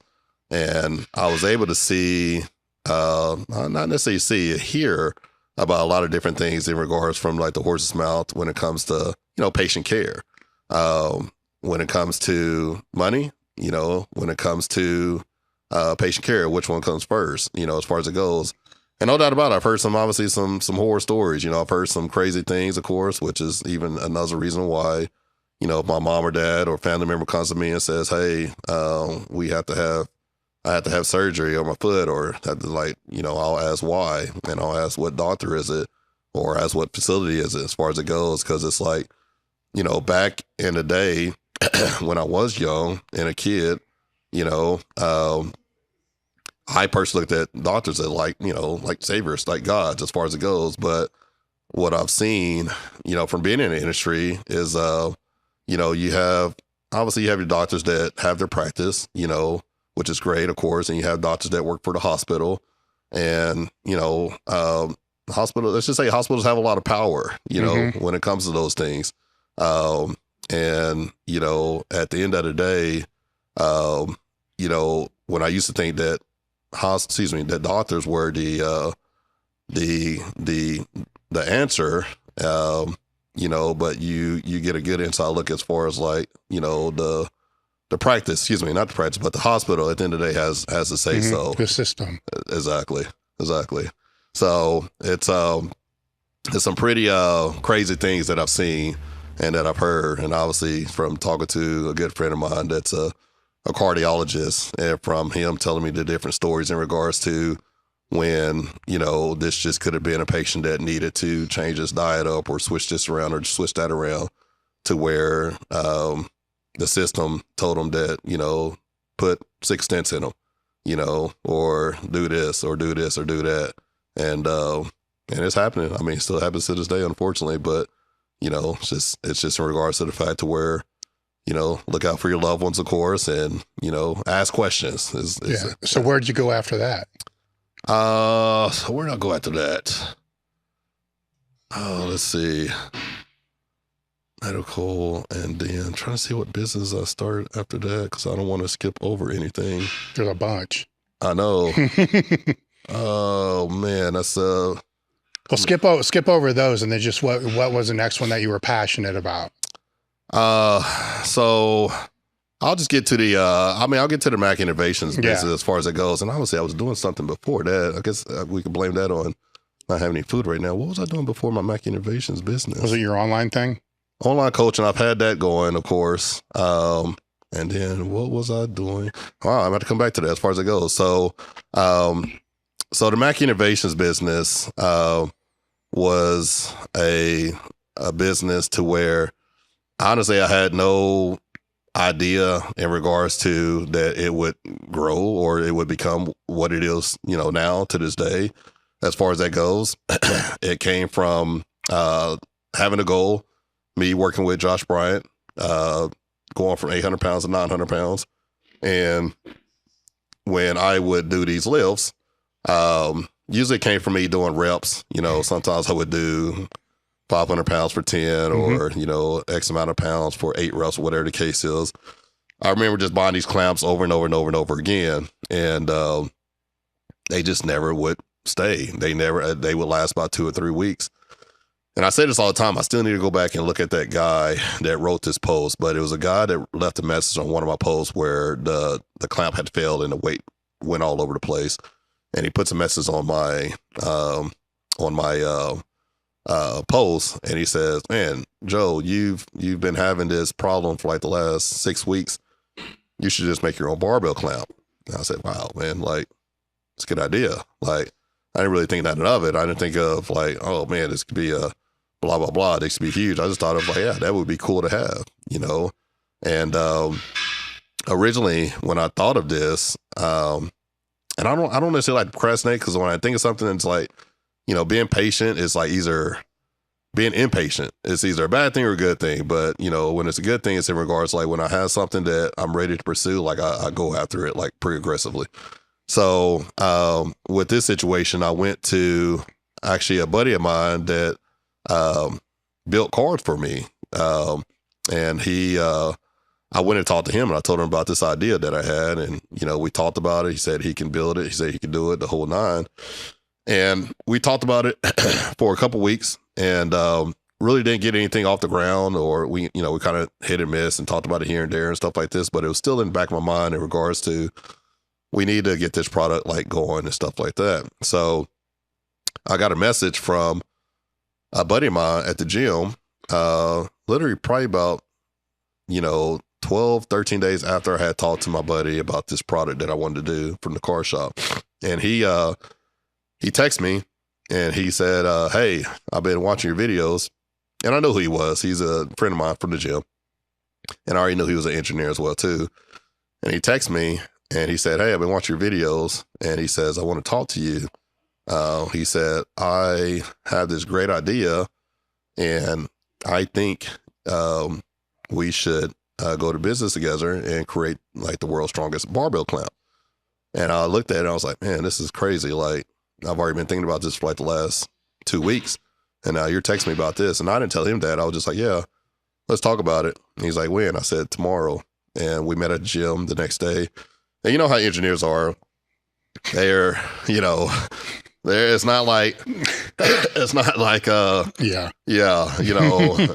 we sit down, I'm talking about a whole folder worth of drawings, designs, sketches, numbers, he's laying it all out for me. And, his background, he worked at Halliburton for many years. So I was just starstruck in regards to the type of, what I was seeing. And he says, man, if we can go on this journey together, he said, I'm confident that we can really create something together. And I shook his hand and I said, let's get started. And we got started on it. And that's a story that a lot of people don't know. Like, I think a lot of people saw the involvement, we call it the Mac clamp, of how it came out and started doing things. And obviously I was kind of my business partner's name is Ali. And to this day, he calls me, when things are happening, he calls me, my last name is Mackey, of course, but he calls me Joe Magic because he's like, when you turn the magic on, like do his saying and stuff like that. But he gets that from the fact to where, every lift that I did, when it came to deadlifting or whatever the case is, it goes back to what we've been talking about. Always knew, didn't know the success of this product or whatever the case. I just knew that it had my name on it. And I believed in doing things the right way. I believed in even when it comes to like cars and stuff, like anyone that knows me will say, Joe likes to be different, and if someone else is doing it, I don't want to do that. Like, if 10 people are doing it, I want to be the one person doing it this way, and be successful with it. So with this product, I knew obviously if we were going to call it, Mac Innovations, Mac Clamp, it has to do what it says it's going to do, okay, as far as it goes. And some people know this and a lot of people don't, but it took us try after try after try after try. And I still remember the first prototype we did with this product. I was getting it ready. We were getting it ready because I was doing a collaboration with Larry Wheels to meet him in California just to do a video, deadlifts, the whole nine. And I took the product down there. We did everything we could to get this prototype ready. Back then, it was bigger, it was bulkier. Actually had 3 handles going around it, and it had different contact patches inside of it. And I remember being down there, and primarily, of course, it was to do the weight. I think I was doing like 800 pounds, like because then I had switched over coaches temporarily. I had talked to Josh about it. I was working with Gaglione Strength for a little bit, and so he had me doing like, I don't know, maybe like 6 sets of 800 singles. And we had the product on there, and I saw every time that we were doing a set, the weight was shifting. The product was not doing what it was supposed to do. So obviously that didn't make me very happy. I remember going out to eat with Larry afterwards, asking his idea and his opinion of the product. He wasn't a big fan of it, just in regards. And I agree with him just due to the fact because back then it had 3 handles. It was way too technical, too difficult to tighten. You didn't know what to go left or right with it or whatever the case is. It was big, it was bulky. The price I told him we were going to sell it at was kind of, extreme as far as that goes as well too. And I remember going back home and I was just discouraged. I was unhappy. I go up to my guy, Ali, told him what happened. And going back to the engineer talk, I told him, like, I actually asked him, I said, hey, why is this product not doing what it's supposed to do? And, obviously comes with based off of calculations and this and percentages and and everything. And I'm just like, Lee, like, just what is going on? And he's like, well, we can do this, this, and this. And, I told him at that point, I said, we have to take this third handle off. That's too difficult. And when it comes to the strength of this thing, like, what can we do to make it stronger? We talked about it. And he gave me the solution, and I asked him a question after he gave me the solution. I said, why aren't we doing it? And he says, I don't know, Joe. And I was like, Ali didn't do it. Like, come on, like, what are we doing? And we did it, and we fixed things. We tapered things around, switched things around. And at that point, we touched it out again, and it's just been undeniable at that point. So we sent it in, obviously, to our maker, of course, and got our first prototype. And it's just been like a rocket ship after that in regards to like what that product has done. And obviously with what we're doing now, of course, with the partnership with Kabuki, we just had that happen not too long ago. And we're doing some really exciting things when it comes to that as well too. So, well, for those that don't understand, the problem that you're trying to solve is if you're doing high rep deadlifts, the plates falling off or the collar sliding out. Yep. And anybody that's done that has experienced this. I've had times where I put 2 collars on and then duct tape the shit out of them so it wouldn't leave. I mean, even if it's 315 and it's all blocks, you get 20 reps.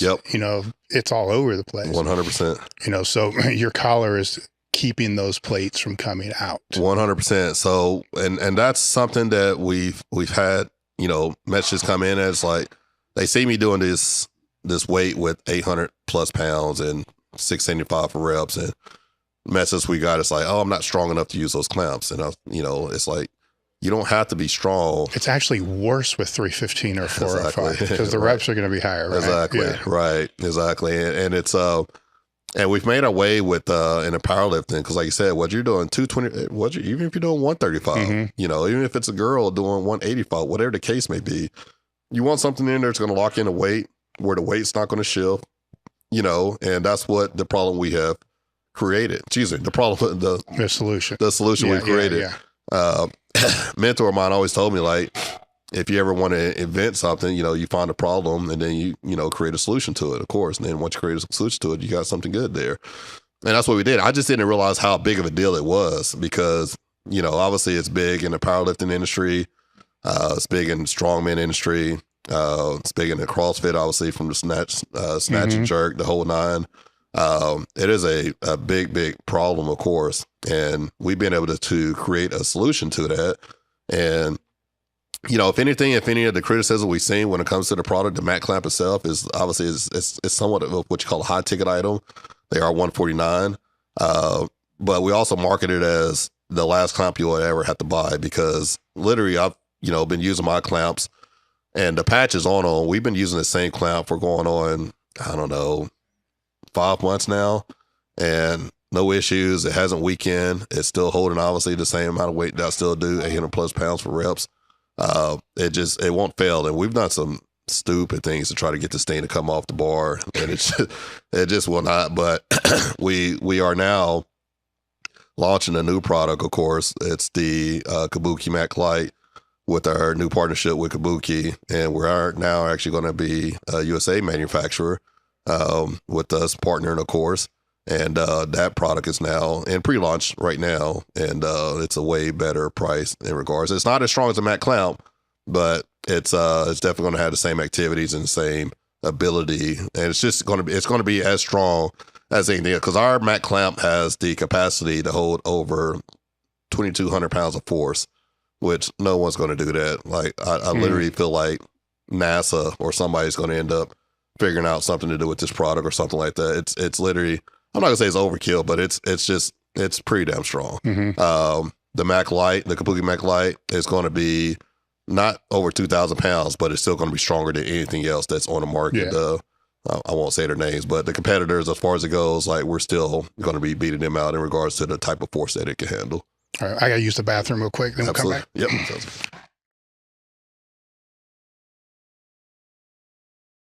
Elite FTS was founded in 1998 with the aim to live, learn, and pass on. We've done this through training-related content that allows you to become the strongest athlete and coach that you can. Over the past 2 decades, actually 2.5 decades, we've published more complimentary training media than anybody else in the industry. When you look at the number of articles, the Q&As, the blogs, the videos, the podcasts, there's over 1 million pages of content that we've put out there. We've been able to do this through your support of Elite FTS. So when you purchased Elite FTS strength equipment, bands, accessories, gear, apparel, or anything through the site, you directly help support the content that we put out, which in turn helps support other people on their journey of becoming stronger and better coaches. So stronger athletes and better coaches, which encompasses the aim and the vision to live, learn, and pass on. So I thank you for the support that you've been giving for the past 25 years and encourage you to keep supporting Elite FTS into the future so we can all help more people become better and stronger.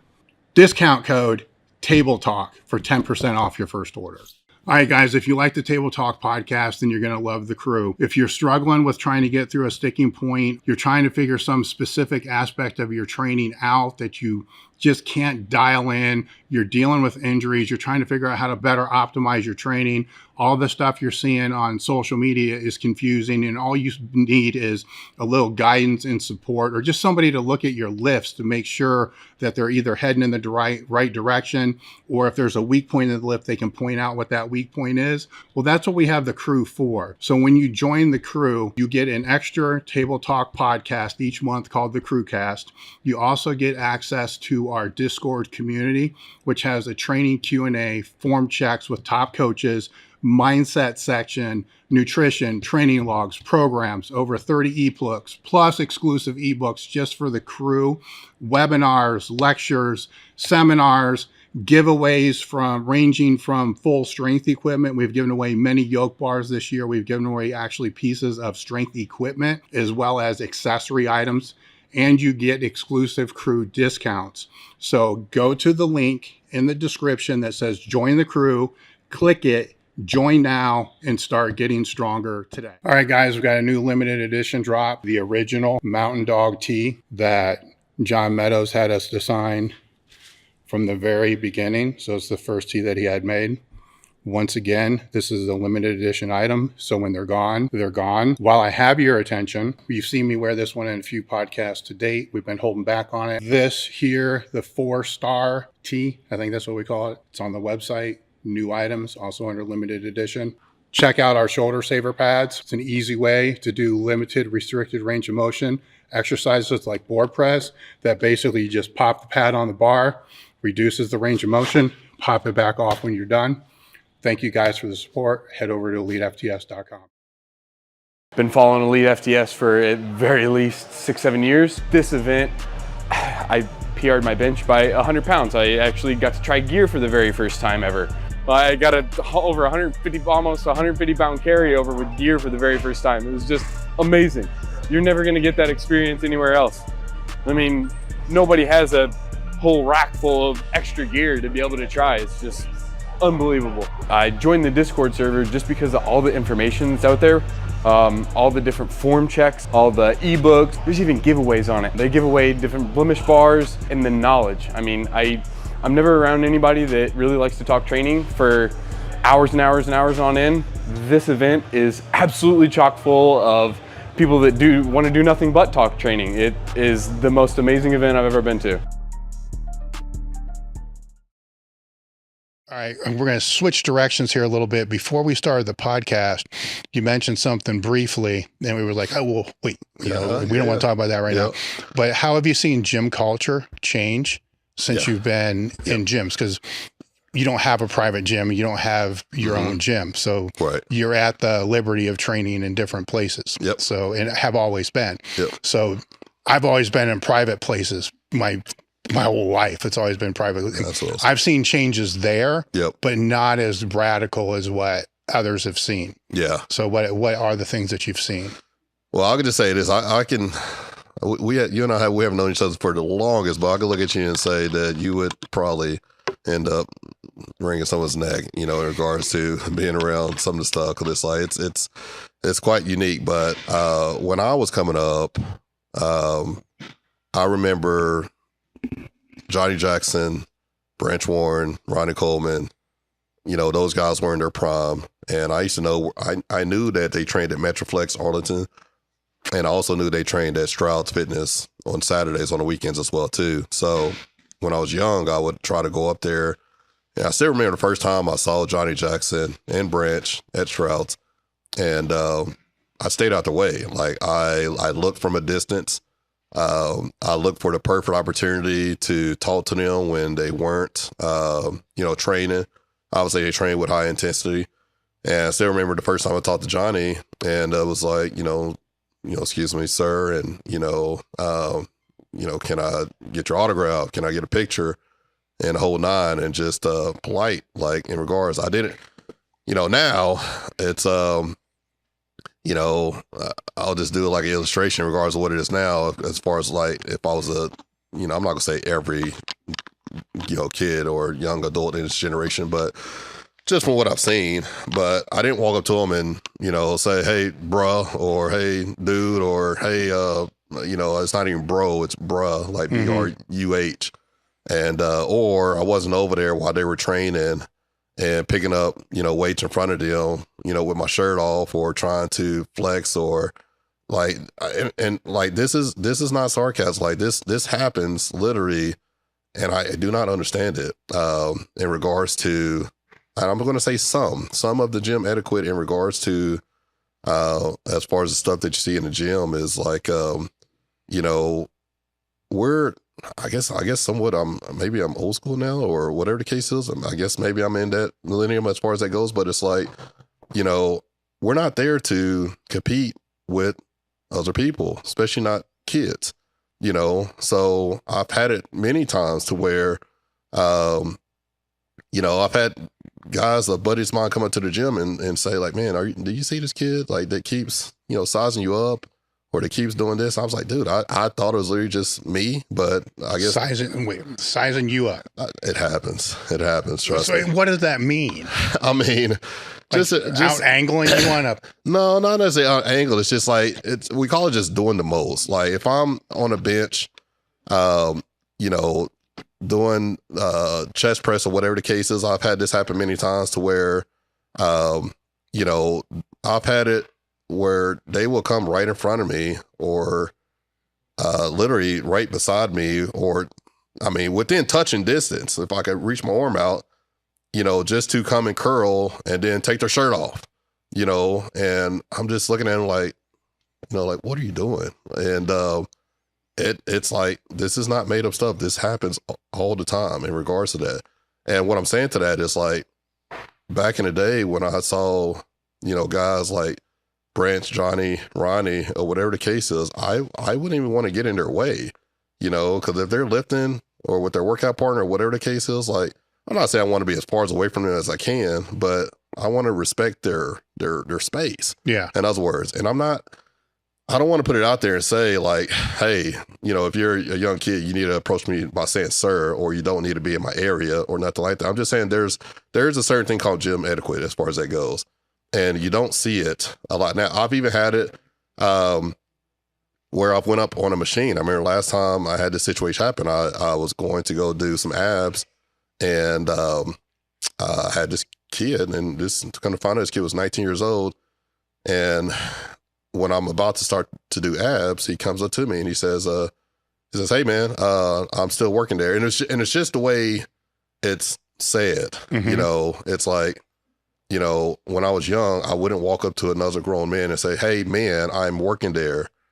There's a way to talk. There's a way to communicate. Even if I see a young adult that's doing a machine now, I'll still talk to you a certain type of way. Me personally, I don't necessarily, and maybe it's just me, but I don't like being called man. Like, hey man, It's like, because you just get a different, or bro. Exactly. It's like you have a brother, by right. the way. It's like, it's just like anywhere. It's like, it's even, I guess maybe it's like, because I'm big on customer service, but not saying, like you're saying, gym etiquette requires you to have good customer service with me. It's just like, just good communication. I mentor my nephew a lot, and I had to switch a lot of things that he says around because I told him, not in regards to me as your uncle or you talking to family, but, stop saying these stupid words. Mm-hmm. That's what's up, or already, or there's some other ones out there as well too, to where I'm just like, if you say that shit one more time, like that just, it sounds stupid. It sounds ignorant. Mm-hmm. I had a young cousin of mine that sent me a message not so long ago, and he sends me a message. He said, hey man, what's up? Like, send me your number when you can. And like, this is a little cousin of mine. When I was 16, he was 8, and I'm getting a message from him that says, hey man, like, no, actually he said, hey man, like, what it do, or something like that. And send me your number when you can. I read it, and I'm just like, I'm not even going to respond to this. Like, because it's like, whether you're in the gym, whether you're in a professional environment, whether you're talking to a family member, or even if you're talking to friends, like, first of all, like, carry yourself like a professional, you can. You're never going to see me out and about, saying, or come up to you and say, like, what it do, or that's what's up, or, I don't know, there's some other ones out there as far as there's some new terminology out there as far as it goes. But it's very simple just to talk normal and obviously carry yourself like a professional. It's not saying yes sir, no sir, yes ma'am, no ma'am, whatever the case is, but it's just one of those things. But back to the story with the gym, yeah, this kid came up to me and says, hey man, like, I'm still using that. And it was just like him saying that, it just kind of triggered me. And I just responded back with, okay, like, I'm going to work in with you. And he's like, no, you're not. And it went pretty south. Really quick as far as it goes. Nothing ended up happening in regards to any type of physical things, but this kid, ended up getting loud in regards to saying, hey, just because you're Joe Mackey, like, that doesn't mean you come over here, take my effing machine and stuff like that. And it literally was like one of those moments I was looking around to where it's like, is this really happening? And I think we've all seen videos of this on YouTube and stuff like this, and these things happen and stuff like that. Yeah, I've had it happen to me a couple times, and I just couldn't imagine like ever approaching or having those things happen when I was young. Because first of all, my dad would slap the shit out of me because obviously he raised me to be respectful, of course, and I just knew better, not to approach people or in any situation in a certain type of way. And that's not even how I do things now as a grown adult. So it's like, I don't get it. So yeah, gym etiquette now is just, that's just one of the many different things that I see, in regards to how this generation is now compared to the way it was back then. What about training partners? Oh, I don't even get me started on that as far as that goes. So no, it's, I mean, I hate to say it, but it's like, it's a small amount of people that want to train hard these days. And and I'm talking about 1%, when it comes to that. A lot of people can talk when it comes to wanting to achieve this, wanting to do that, but it is not the same as far as that goes. And I say that because, I still remember, and this is after Branch and Johnny were retired. I remember them invited me to work out with them, and I went to go work out with them. It was a back day, and that was the hardest fucking workout I've ever done in my life when it comes to that. And this is not talking about when they were in their prime. I think Johnny was getting ready for his last show. Branch was, he still trains hard now, but not like he used to back in the day. But I told myself, like, man, I can only imagine how they train in their prime. And I remember training with them that day, and we trained every single week after that as far as it goes. But it's like, I loved it. What I've seen now is when it comes to workout partner, I might have one for a week, 2. But you know what? It also comes down, because I've had some good workout partners, no doubt about it. But it has to be, like I said, that small percentage of a person that's right there with you mentally, to where it's like, you're looking at me, I'm looking at you. Like, I know you're just as crazy as I am when it comes down to it, or whatever the case is, to where if I say, let's do this, you know, you're like, let's do it. You're not whining. You're not upset about it or anything like that. If you say, let's do this, I got 2 words that I use. Even when I don't feel like doing it, I got 2 words. If someone says, let's do another set, fuck it. So that's, you know, you're not gonna ever get me to, you know, whine about anything or be like, oh gosh, or anything like that. Cause it's like, I don't believe in that, but it's a whole nother, you know, it's a whole nother thing when it comes to, like, you know, where we are when it comes to this generation, and in a lot of different ways, you know, when it comes to that. So it's pretty crazy for sure. Now, when you were doing some of John's programming, did you ever get to the point where it's like, are we done with this fucking exercise yet? No, because, you like know, 3 warm-up sets and 6 work sets. It's like, you know, I'm bored, dude. Yeah. You know, the thing with John that I like with his programs, and John's a very smart guy, very intelligent, obviously. And I'm curious if he ever did this to, you know, from a mental perspective or not, because, you know, obviously John, like you said, would have the warm-ups on there, do this. And then once you get here, that's when the fun starts. And it's like, you know, and I loved it as far as it goes. And then he would also put in there, for example, I did XYZ to give you an idea where he was at. And you can take that 2 different ways. You can say, well, John did this. Either, you know, John's stronger than I am, so I'm going to do something lighter. Or, you know, because he would, you know, put in there to where, all right, you're going to do this, and then after this, you're going to walk over to the leg press and do 3 sets of 30 with a good weight on leg press. You know, as far as it goes, I personally did, you know, 6 plates per side. So I would read that and think, okay, John did 6 plates per side. As you know, I wasn't powerlifting at that point or going for PRs, but I think it's just the craziness maybe that comes out, to where I see it as, if he could do it, I could do it. And if he could do it with this, I'm going to try to go for more as far as that goes. And that's the way it always was when it came to those programs. Now, sometimes I didn't achieve it, no doubt about it, you know, because if he said I did 6 and I was like, you know what, I'm going to try to do. And sometimes I would try to do stupid stuff. Like if he did 6 plates per side, I'm like, I'm going to try to do 10 plates per side. And it's not to say I couldn't do it, but it was one of the situations where it's like, you know, the movement would require him to say, like, you know, make sure you don't use a spotter, or make sure you don't use this, or make sure you don't. And then I would, you know, get to a certain amount of reps, and I would have to finish those last 6 with a certain type of way or something like that. But, you know, I enjoyed it because, for one, it gave structure. The workouts were and on top of that, it's like, it seemed like there was always a reason why you did certain things in a certain direction that you did them. Because it's like, you would read a workout and you would think, that ain't nothing. Yeah. And then you would do it and it's like, man, what the hell is going on? Yeah. So it's like timing of stuff, like, you know, doing this before this, before this, before this, before this, before this. And then we get to that movement, then it's like, man, like there must be some type of science behind this. Is something I would think when it comes to some of those movements, because it would, this shit would hurt, man. So he used a lot of intensification methods in his training, whereas Josh doesn't use as many as those. Yep. Right.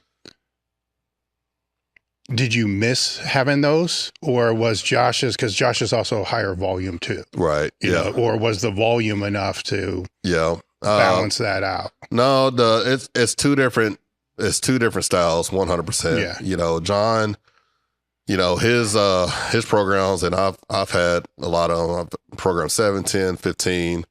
I still have them on my phone right now, and I still use them to this day. You know, it was you know, they're 2 different models. Like I said, Josh is Josh has a certain amount of volume, but I wouldn't say it equates to the type that, you know, John does when it comes to his programs. And like I said, when it comes to John and Mountain Dog training, it's just you know, what I enjoyed was the intensity that you leveled up week after week after week. You know, I don't know if anyone else did it, but it's like, you know, you would get a 12 or 15 week program, and then I would look at week 1, and then I would go look at week 15 or 13 to see what those workouts look like. And I could just get, man, my goodness, like you're really taking me back to some places now to where it's like, man, some of those workouts, and obviously I'm talking about legs, to where it was like, oh man, like, cause I used to have buddies that worked out with me, and they thought in regards to like, man, where are you getting these workouts from, or whatever the case is. And, and one thing that I used to do is I personally train legs on Monday. I used to train with a group of guys and train them on legs on Saturday. And I always knew if I was going to do this workout on Monday, I needed to do it myself to be able to put my guys through it on Saturday. And it was rough. And every time I saw them on Saturday, they would look at me and say, they would ask how hard this workout going to be. I said, dude, y'all are going to fucking die. Like, seriously, this workout kicked my ass. I think the worst, I'm not going to say worst, because it's like was best and worst, right? Exactly. It's like that level of crazy. It's like, it's like, yes, the worse it is, the better it is. But the highest one was, I would say it's like on hack squats. I want to say it's like that triple drop set on hacks, I believe. I want to say it's like when you have already done 4 sets with a good working weight, and then on the last set, I'm saying it a lot easier than what it really was, but I know it was a top set, then a drop set, then a drop set, then maybe one more drop set, and then an all out failure or something like that in that regards. But something like that, man. It was like, you know what I'm talking about. Oh, yeah. It's like, man, like, you had to go to a place when it comes to those type of movements for sure. A lot of those earlier programs he was building as he was doing it. Man. Right. Yeah. So he would do that training session on Saturday, then he would log it, then that would just become part of whatever his next program is. Yep. And I remember a couple of those, he's like, man, I can't put all this in there. So some of those he had to dial back. Really? Yeah. Dang. Yeah. And then some of them were cut off. Yep. Right. Where he'd always have like a little Post-it note. Yep. Where he'd write it all down. Right. And that was kind of what he'd work off of. And then I'd be looking at that thing the whole time, because I'm coming from a powerlifting world. Like, it's fuck, after one work set, it's like, we're done with this yet?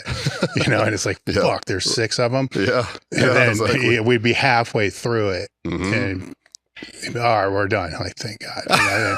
But you never knew. I mean, that was the other, like, even with the working sets, you never knew. It was like seated leg curls for infinity. Yeah. Like, I remember that. Spend 45 minutes, dude. Yeah. You be all in there. Now, I actually have to ask you a question. Did you ever do any workout to where you threw your hands up and you're like, that's it? No. Okay. I wouldn't give him that satisfaction.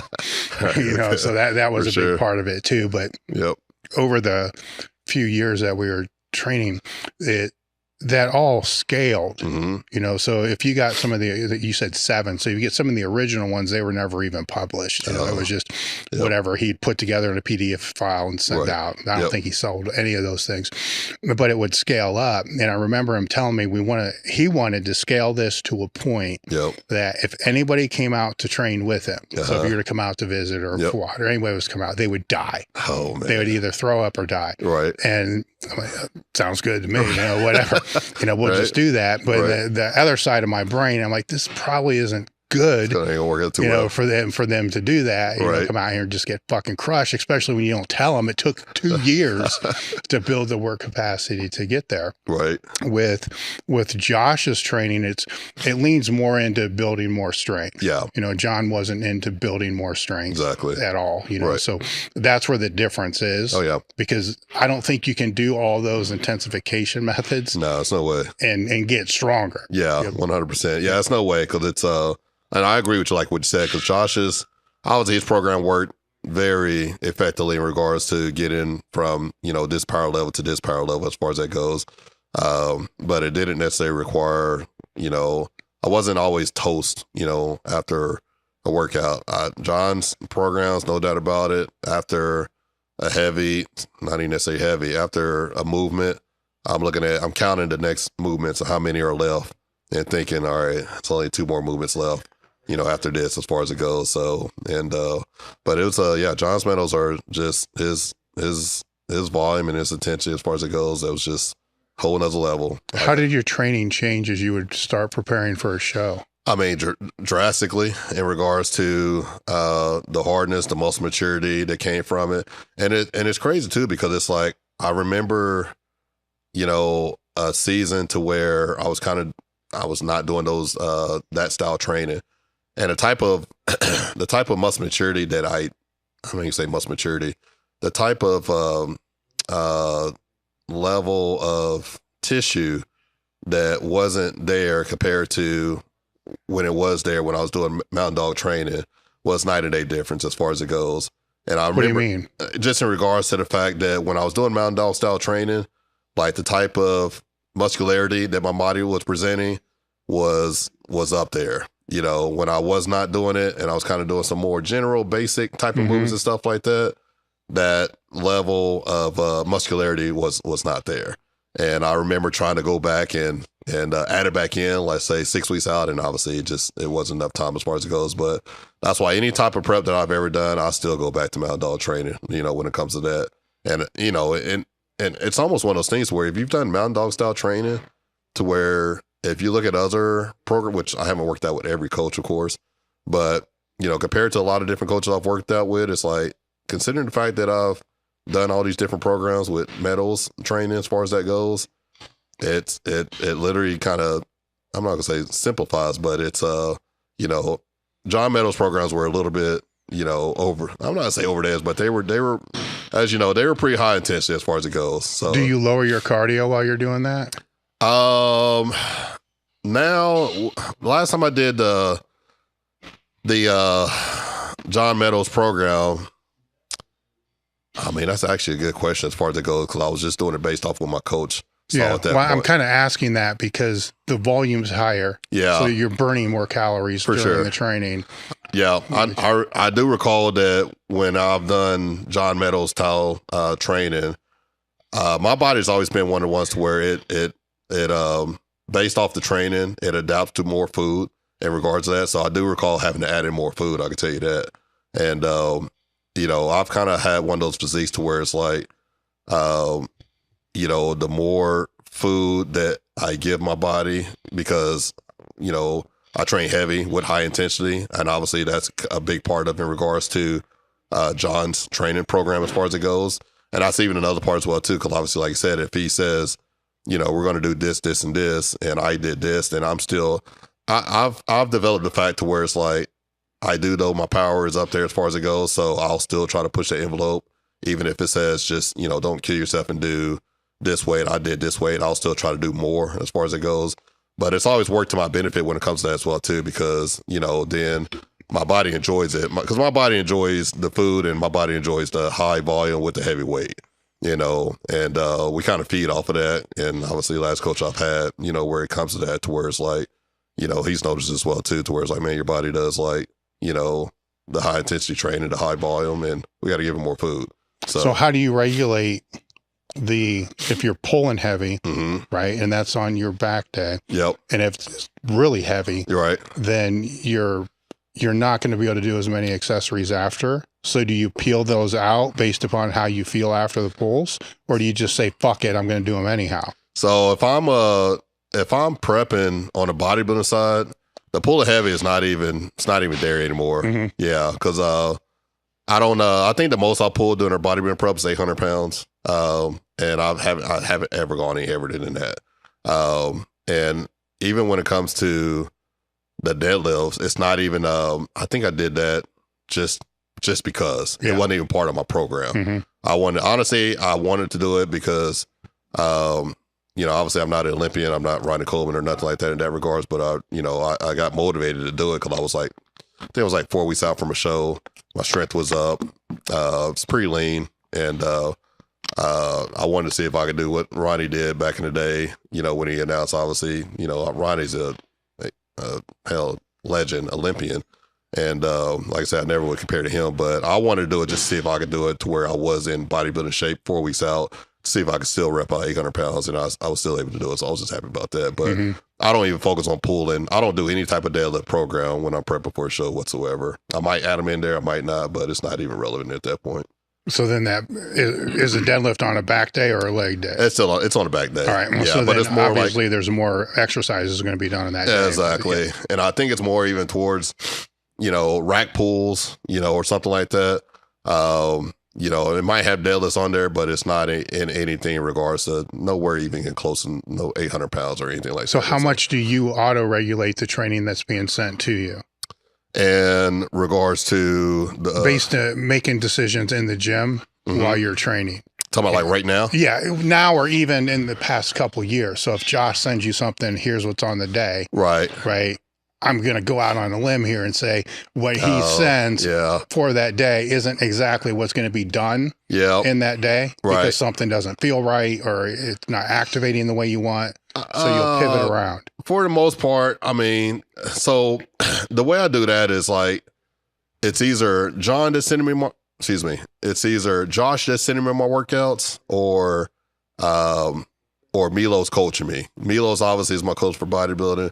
If I'm on this Josh platform, it's we're going for strict power, and Josh is sending me more workouts for 2 days out the week, which is the leg and the back heavy as far as it goes. I'm on my own when it comes to chest, shoulders, arms, stuff like that. And when Josh sends me my workouts, like he's gotten my ass many times. I'll post something on social media that I don't know, I did this amount of weight for this, and he'll text me like, hey, what are you doing? Stay with the program. He's only told me twice. Second time I got it, and I stopped veering away from what he told me to do. That is what I have realized too, is where you always listen to your coach as well too, especially when you're doing something on a power level. Program is everything. Even if you're feeling good, do it. And there's been times where I felt, I'm not gonna say, there's never really been a program to where he sent me to where I felt off or I didn't feel like I could do it or whatever the case is. There's been some things to where he sent me and I missed it. And I realized I missed it and based off of, something that I wasn't doing in regards to didn't get enough rest or something like that or that regards. But if I'm prepping for a bodybuilding show, like I'm obviously vocal when it comes to Josh about that and let him know like, hey, I'm getting ready for this show. As far as that goes, we'll catch back up next year or 8 months from now or something like that in that regard. So it's kind of taking a break from Josh and then going over to my bodybuilding side. And what I do on a personal level when it comes to that is like, if I feel like doing something stupid, cause I got a little rage or animosity in me or some, whatever the case is, I want to go heavy, then, so those two words will come out fucking and I'll say, all right, let's do this, So when you're on your own, how do you determine you have whatever your split is? Mm-hmm. So is it a bro split, like each body part once a week, or is it each body part twice a week? Yep. So if it's once a week, how do you determine what you're going to do for your chest, or you just determine that when you go in? I've worked with so many. Yes, it is one body part. Legs is Monday, chest is Tuesday, shoulders is Wednesday, Thursday off, Friday's back, Saturday it's hamstrings, light hamstring as far as that goes. Kind of like overall leg focus, and then start back over next following Monday. But I incorporate so many of the knowledge that I've been able to get from every coach I've been with over the last handful of years that I've been in this industry. It was just from the power side or bodybuilding side. I may have worked with, starting off obviously John Meadows. I've worked with Dennis James. I've worked with Meadows. I've worked with I'm forgetting a handful of them as far as that goes, but I've always worked with someone that I've wanted to learn from because based off of their history or based off their look or just based off them being crazy and seeing their physique and knowing that I wanted to get their knowledge as well too, because I always looked at everything when it came to that type of stuff as an investment of knowledge, when it comes to that stuff. And obviously even when it came down to training with Bryant and Johnny for a number of, months when it came to getting ready for that show, I wanted to train with them because it's like, I knew their intensity was up there, and obviously no matter what you say in regards to, train like this, train like that, whatever the case is, when I trained with them, I grew my body responded, and I still remember doing the first back day with them, and it's the first back workout I ever did where I felt like I had to throw up. I've never felt like I had to throw up on a back workout besides training with them that day. But you know, so when I train now, it's literally like a mixture of everything. Just, it's like, it's so, my brain on so many different levels doesn't turn off. So especially when I get to the gym, it's like just have an idea. I don't write things down. I don't have a journal or anything like that, but it's like, I know for the most part what movement I'm going to do next. Even when I'm at a particular movement as far as it goes, I know how I'm going to do it. I know if I'm going to do a 3 seconds down, 3 seconds up. I know if I'm going to do a 2 second hold at the bottom or whatever the case is. So it's like, you know, I'm switching things up as much as I can. And honestly, every time I go to the gym, I'm training hard. You know, there's not really, you know, unless I'm not feeling well or something like that, but there's not really a workout session that I do to where it's like, I go in there and think, no, I'm just going to take it easy today. How do you decide when to move to the next movement? When I have, because I already have an idea as far as what I'm going to do per movement. So if I'm doing, you know, chest press, I even know that I'm either going to get to a weight to where it's a working set, kind of like what John used to do, get to a good weight, stop there, do 4 sets of 8 with it, 2 second squeeze at the top, or I know I'm going to keep going up until I get to a top set. And once I get to a top set, I better get 8, or if I don't get 8, then I'm going to do 2 drop sets after this. And on the last drop set, I'm a superset it with push-ups. So basically the way I know when I'm done with every movement is like, it's almost like, it's almost like turn on that CNS, in other words. Like even after the first movement, I'm already drenched in sweat.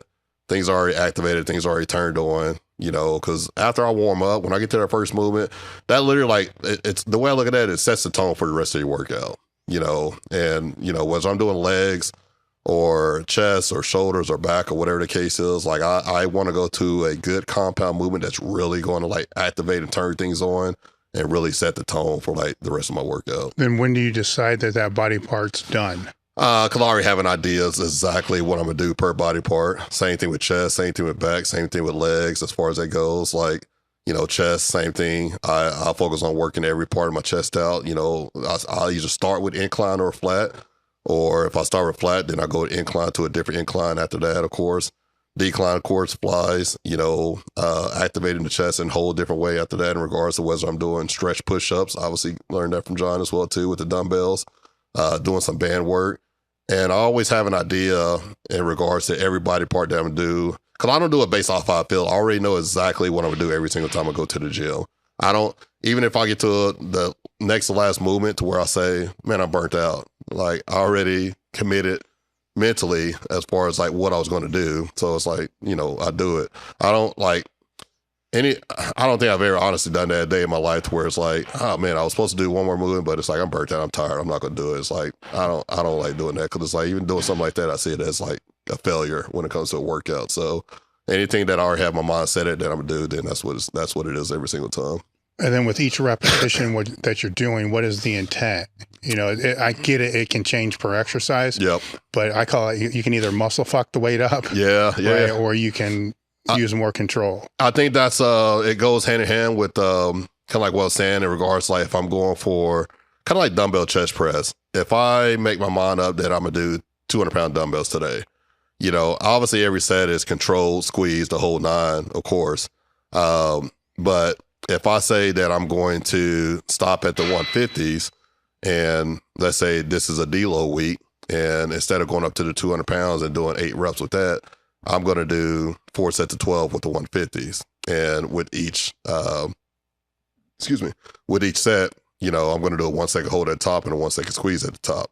So I already have an idea as far as like how I'm going to move the weight and basically how I'm going to perform each rep, each set as well too. Based on, because I do that every time. Either one week, and it's for every body part, is a extremely heavy week, and then the next week is a deload week.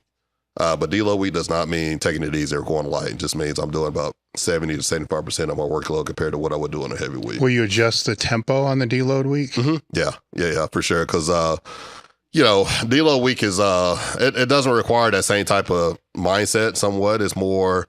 And obviously, no doubt about it, you should, of course, be focused on activating the muscle with everything that you do. But of course, if I'm doing 4 sets of 10 with the 150s and I'm doing an all-out max effort set with the 200s or something like that, then, you know, because even on top of that, then I'm also going to do a couple drop sets after that as well too. Because repping out 200s compared to doing sets with 150s is two different things, of course, and I'm still sore from each one of them, no doubt about it. But if I was to focus on, doing the 200s and focus on doing a 2-second hold at the bottom with 200s, probably not going to happen. But obviously I could do that with the 150s, and it could just obviously activate the same amount of muscle tissue that it would with the 200s as well too. Which out of those two, which ones do you think you get the most out of? I would say, honestly, the heavy. I would say, because it's like my body, from what I've seen, it's, because I see a big part of it's like, turning on that CNS as a big part of growth. And I think it has a lot to do with the fact of, I've heard this for years, to where it's like, obviously someone can see me in person, they're just like, man, like, you're way bigger in person. And it's like, I used to not understand why people said that until you actually get a reflection of yourself walking around and being with other people and stuff like that. And you see it as well too, because it's like, lifting heavy weight, does create a whole different look. I don't know if it does something to the bones or what, or whatever the case is, but you can definitely tell a person, because I've seen this well too. I've seen guys to where it's like, you can tell there's some elite lifters, and you can just tell their structure, they're built differently, and hell, I know you've seen it yourself as far as these yourself as well too, but just some of these guys that, heavy weight to them sometimes isn't heavy to them just because the way their frame is or their body is or whatever the case is. But you can tell, I mean, this is kind of a way different perspective, but it's just like when I met Thor, at the Olympia, I've never felt like a little kid, but obviously being around him, and 7 foot something tall and close to 400 something pounds, it's nothing you can take in this world to get that damn big. He's just built differently, of course, but it makes sense on why he's able to lift the type of weight he's able to lift. I've never met Eddie Hall in person or nothing like that, but I'm sure he's a similar type of guy. But I did meet Sean, what's the guy's name? Sean does a strongman. Tall, big guy, Brian Shaw. Yeah. So I met those two out there, and they're, like I said, those are just two different types of powerhouse. But it's just you think you're big until you, like I say, you get around someone that not only is just a big guy, but they can toss weight up like that. It's just a whole different level. At what point did you change your nutrition philosophy from just pounding hot dogs and whatever you could put in to more structured? It's when I came home from college. Yeah, because I came from college. I was weighing 250 something pounds, and I was big, but I was more bulky, I guess you could say. And then obviously when I was back home, I met the guys from my gym that taught me about bodybuilding and suggested that I get into bodybuilding. And even when I started my first program, first cycle and stuff like that, I was still eating pretty crappy. But that's back to the day when I got back into doing my show.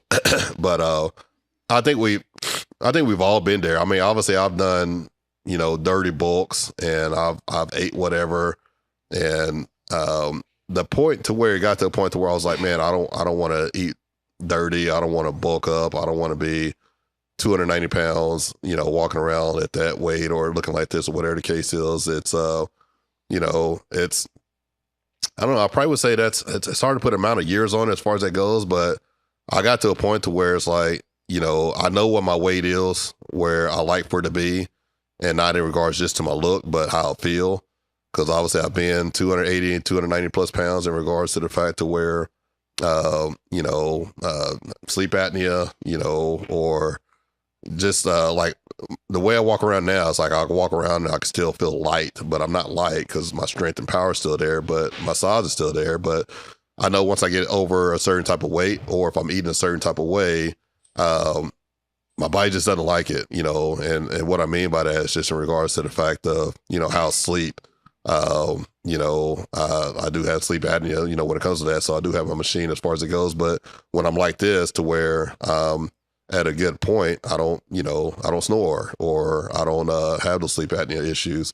I can get on the I get on do a cardio, and I feel good doing it. And I'm not, I'm not gasping for air, or whatever the case is. So it's just one of those things where it's like I've had this concept now when it comes to nutrition to have it dialed in to a certain point now for probably, and I would probably say probably about the last 8-9 years now, honestly, to where, you know, people will see me, they'll ask me all the time, like, hey, you getting ready for the show? It's like, no, man, I just like to keep a certain type of shape, of course, you know, and if I want to turn it on for power, or if I want to turn it on for bodybuilder, then I'm still within that rhythm to do either or pretty much. How will that fluctuate between big work days, low work days, because you're balancing other things in there. You're not full-time IFBB Pro. You're right. Yep. You know, so shit happens. Oh yeah. You know, so how do you make those pivots? Yeah, that's a good question. So last week, I think I shared this, last week, 2 days in a row were really good days in regards to some moves that had took place on business. And you know, I don't necessarily just skip meals when I get busy, but, you know, if something great happens, like, you know, I don't know what to feel. Maybe it's anxiety, maybe it's just adrenaline or whatever the case is, but I'm just not that hungry. Only ate one time that day. And then the next day I was like, man, I need to get back on it. And then the next day I ate twice. So that's getting back on it. Well, I guess it's double, right? I know, right? For sure.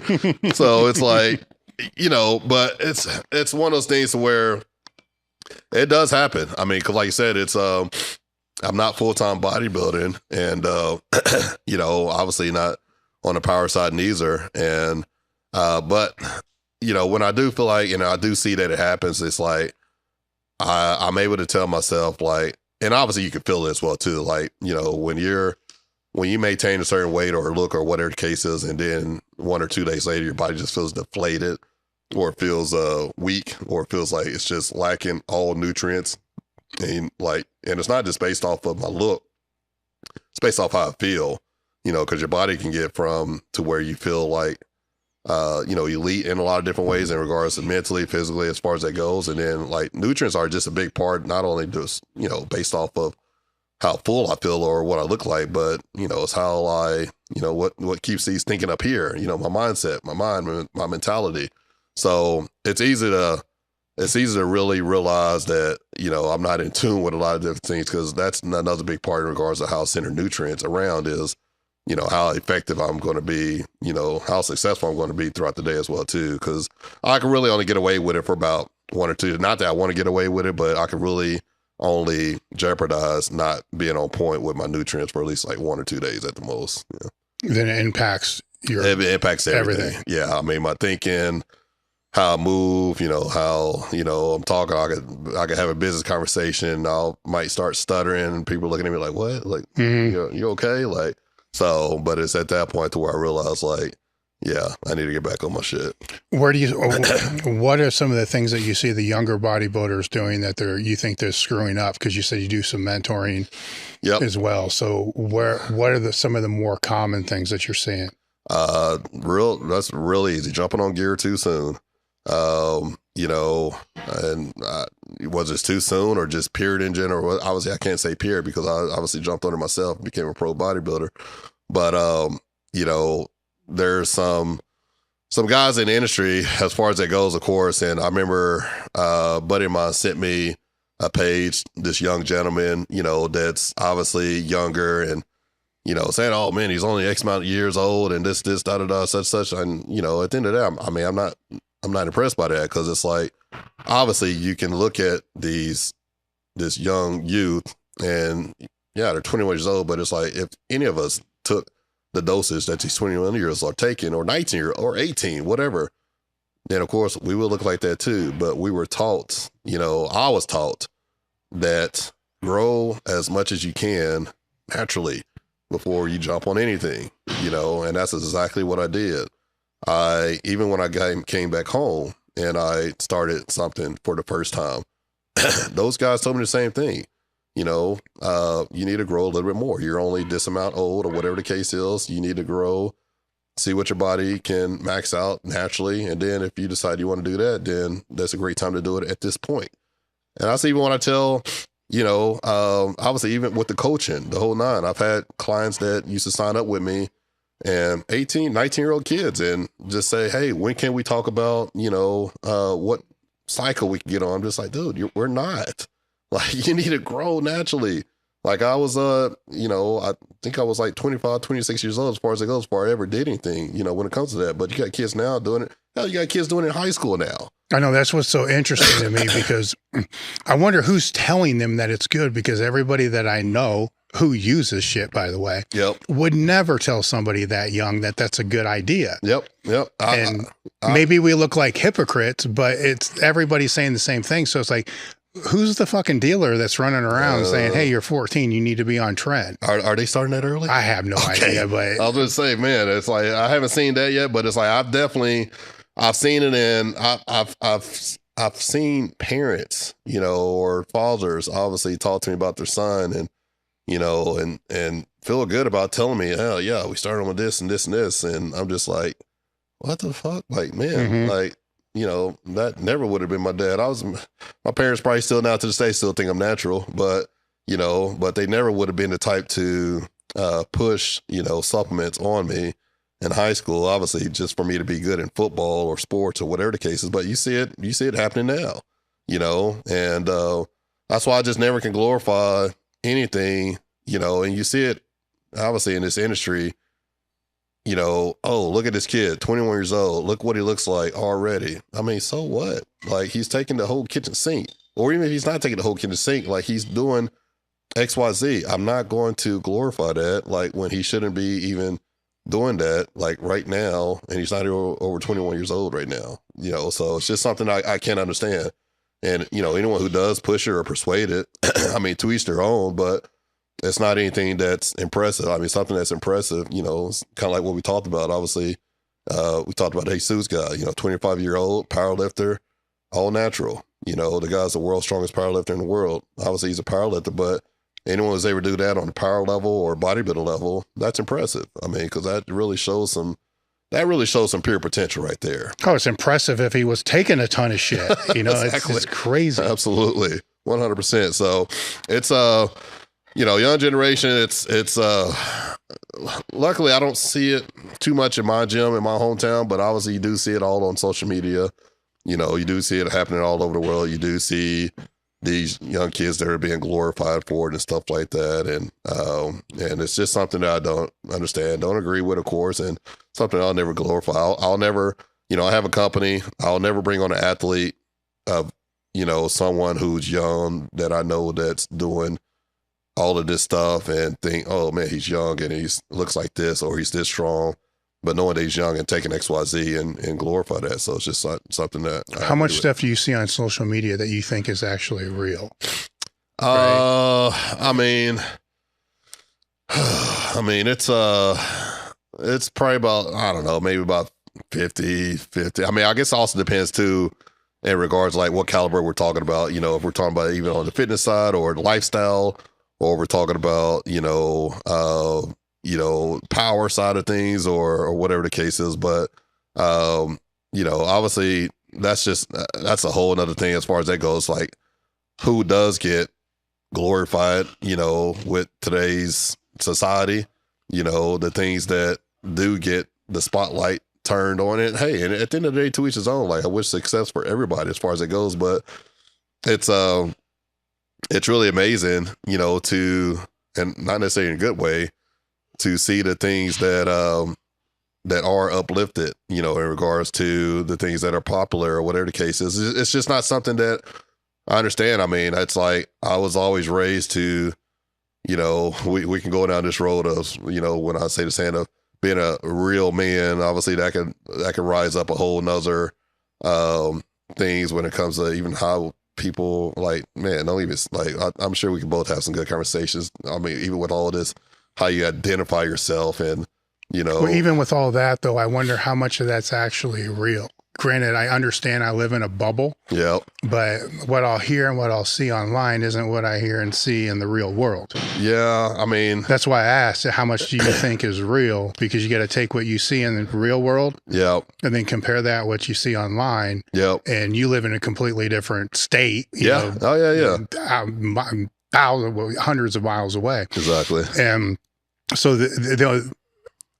the consensus I have on that is that most of what we see in here is not real. Right, for sure. But yep. Again, I understand I live in a bubble, so I ask other people, like, what's it like in your bubble? Yeah, I mean, it's something that I mean, I agree with you as far as it goes, because it's like it's almost like I pay attention to a lot, and sometimes I don't. You know, kind of like I said, sometimes I feel like I'm in that bubble.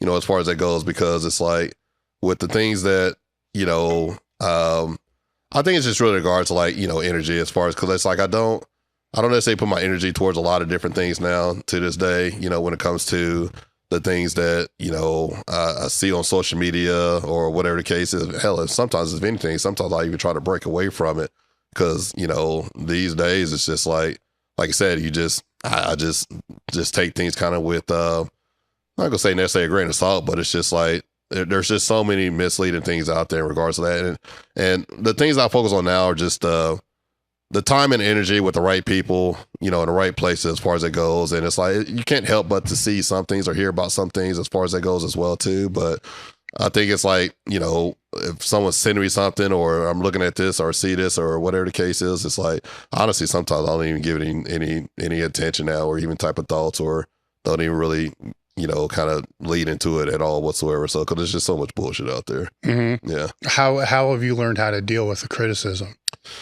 Oh man, that's a good one. I remember before when I first got into this industry, I'm talking about when it's a fucked up industry because all they're going to do is point out where you're weak. Oh yeah, I remember. I remember going to my trainer when I won my first competition, and I don't think back then maybe Instagram wasn't as big, or maybe Instagram wasn't around back then. I think it was like MySpace or something. But YouTube was around, of course. And I remember some of my videos were out there, and I would go look at the comments. And I remember reading some of the comments, and my mouth just dropped. And I was just like, what are they talking about? Why are they talking so stupid and reckless and so negative? And I would personally go and click their name to see if I could find them, to see if they were local. and just to see if I could, confront them, mm-hmm. Go and ask them like, hey, I saw you wrote this, what's up? I remember going back to my trainer and just being in shock with the stuff I read. And he told me right then and there, he's like, Joe, you better get used to it. Like, first of all, you can't go out and fight everyone, because, obviously the more successful you are, the more it's going to happen, man. And this is another big thing, of course, even like in today's life right now. Oh man, like it's, man, I guess if I could tell anything to someone who's going after their dreams and who's becoming successful and who's growing and stuff like that, when they say that road to success can be a lonely one, 100%, absolutely. When they say you better keep some people around you that, I'm not even gonna say that necessarily believe in your success, but that really are, I'll even take it back. I remember my dad asked me when I was a kid, he's like, how many friends do you have? I was like, I don't know, maybe like 15, 20. He's like, no, you don't. And I said, yeah, I do. He's like, no, you don't. He said, you'll see when you grow up, he said, on who you can really call a genuine person, a genuine friend, because obviously, and this is not negative, but he was just basically telling me as a kid, like everyone calls themselves your friend, it's not your friend. And obviously once you grow and as you're building, or even whether it's good stuff or bad stuff, whatever the case is, you just get an inside look as far as like, and you really just have to be a mentally strong person, because otherwise it's like these things that you see or these things that you discover or these things that happen to where it's like, man, like, why would this person say this? Or why would this person do this? Or I didn't do anything, or this happened or this happened. But it's like, I'm kind of skipping around, but it's like that's a really deep thing in regards to that. And I know you know exactly what I'm talking about, because obviously you're wiser than I am. You've seen it, you've been around it as far as it goes, and you've built quite a plateau of success yourself. And and I've seen it with every type of spectrum of anything that I've been in, whether it's on the business side, whether it's bodybuilding, whether it's powerlifting. We were just having that conversation in regards to that, to where I was telling you, like, I didn't realize this industry over here was like this. Mm-hmm. And it's like, I thought, you know, in this industry over here, it was like, man, everyone was holding hands and like patting each other on the back and saying, hey, let's go. But I got a reality check when it came to that on the power side of things, you know, and obviously I knew it was like that on the bodybuilder side. I mean, hell, you get criticized in bodybuilding, like you'll find out things about yourself that, you know, I remember I used to hear things about myself to where it's like, really? Like, oh, Joe thinks this.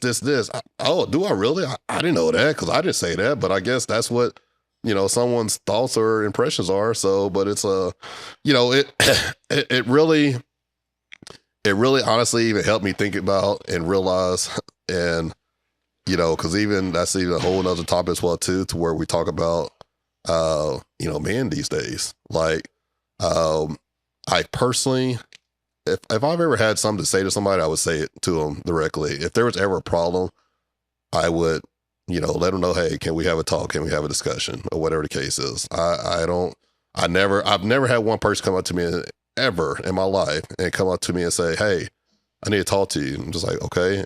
And I've never had a person come up and say, I heard that you said X, Y, Z, because I'm not like that. And if I have something to say, then I'm going to pull you to the side, or if there's something that's worthy to where we need to talk, then I'm going to let you know we need to talk about something, because I believe in having a sophisticated discussion, and I don't believe in going around behind his back, this back, or whatever the case is, and telling somebody how I feel just so I can get back to that next person. And then so at that point, I got somebody coming up to me and saying, hey, I heard you said this, what's up? Like, it's never happened a day in my life.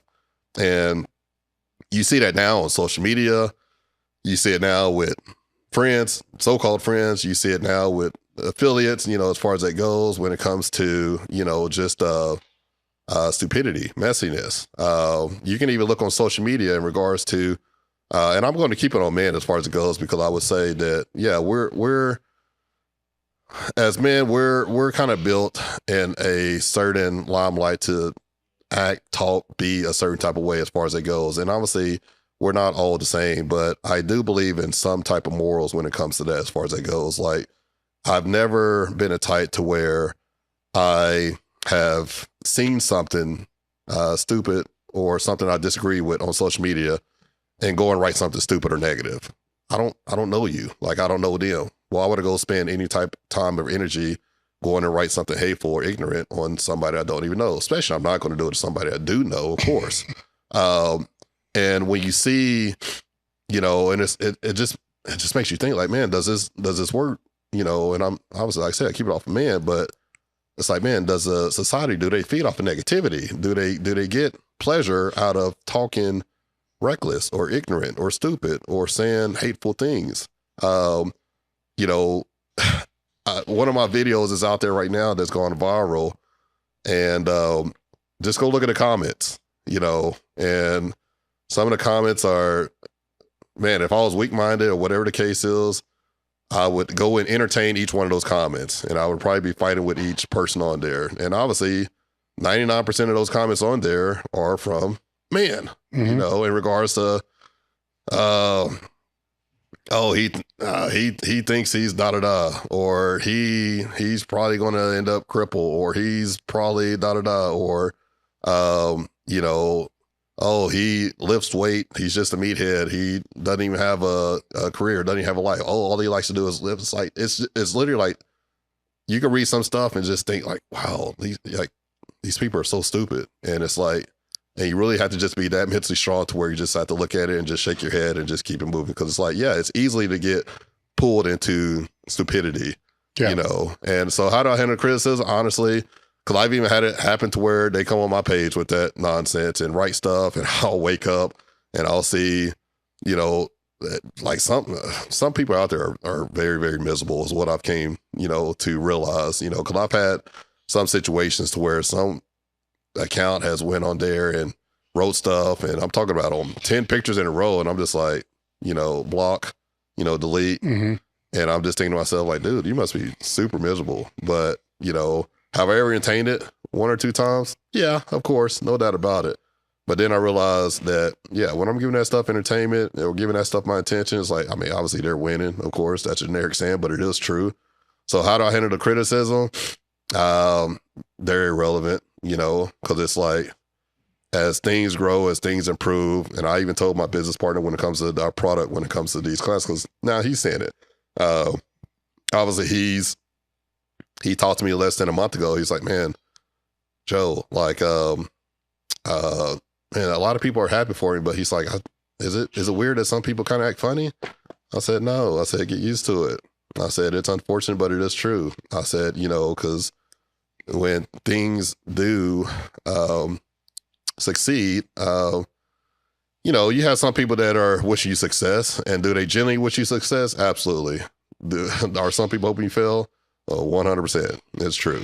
Okay. And I hate to say it, it's not being negative, but it's just life. And sometimes if you don't learn it now, sometimes you have to learn it the hard way. And when you do see it, don't be surprised. I'm just letting you know, because it's like, I've seen a certain point, you know, to where a certain level of success has came into life, you know, over, you know, 10 years ago.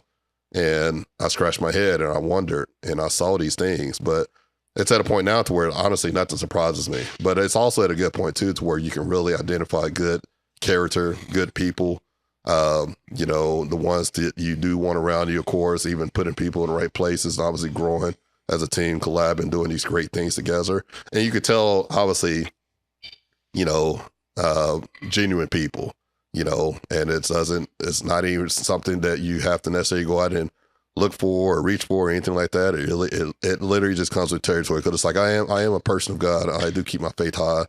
I do believe that, you know, when you're on a certain level of I'm not even gonna say success, but when you're on a certain alignment, you know, things start to align accordingly as well too. And you can really identify, you know, the ones that you will do things with accordingly. I'm not just talking about business, I'm just talking about life, you know, and the ones that, you know, you just seen it and you've been around it. So you can kind of tell the ones that, you know, don't need to be there.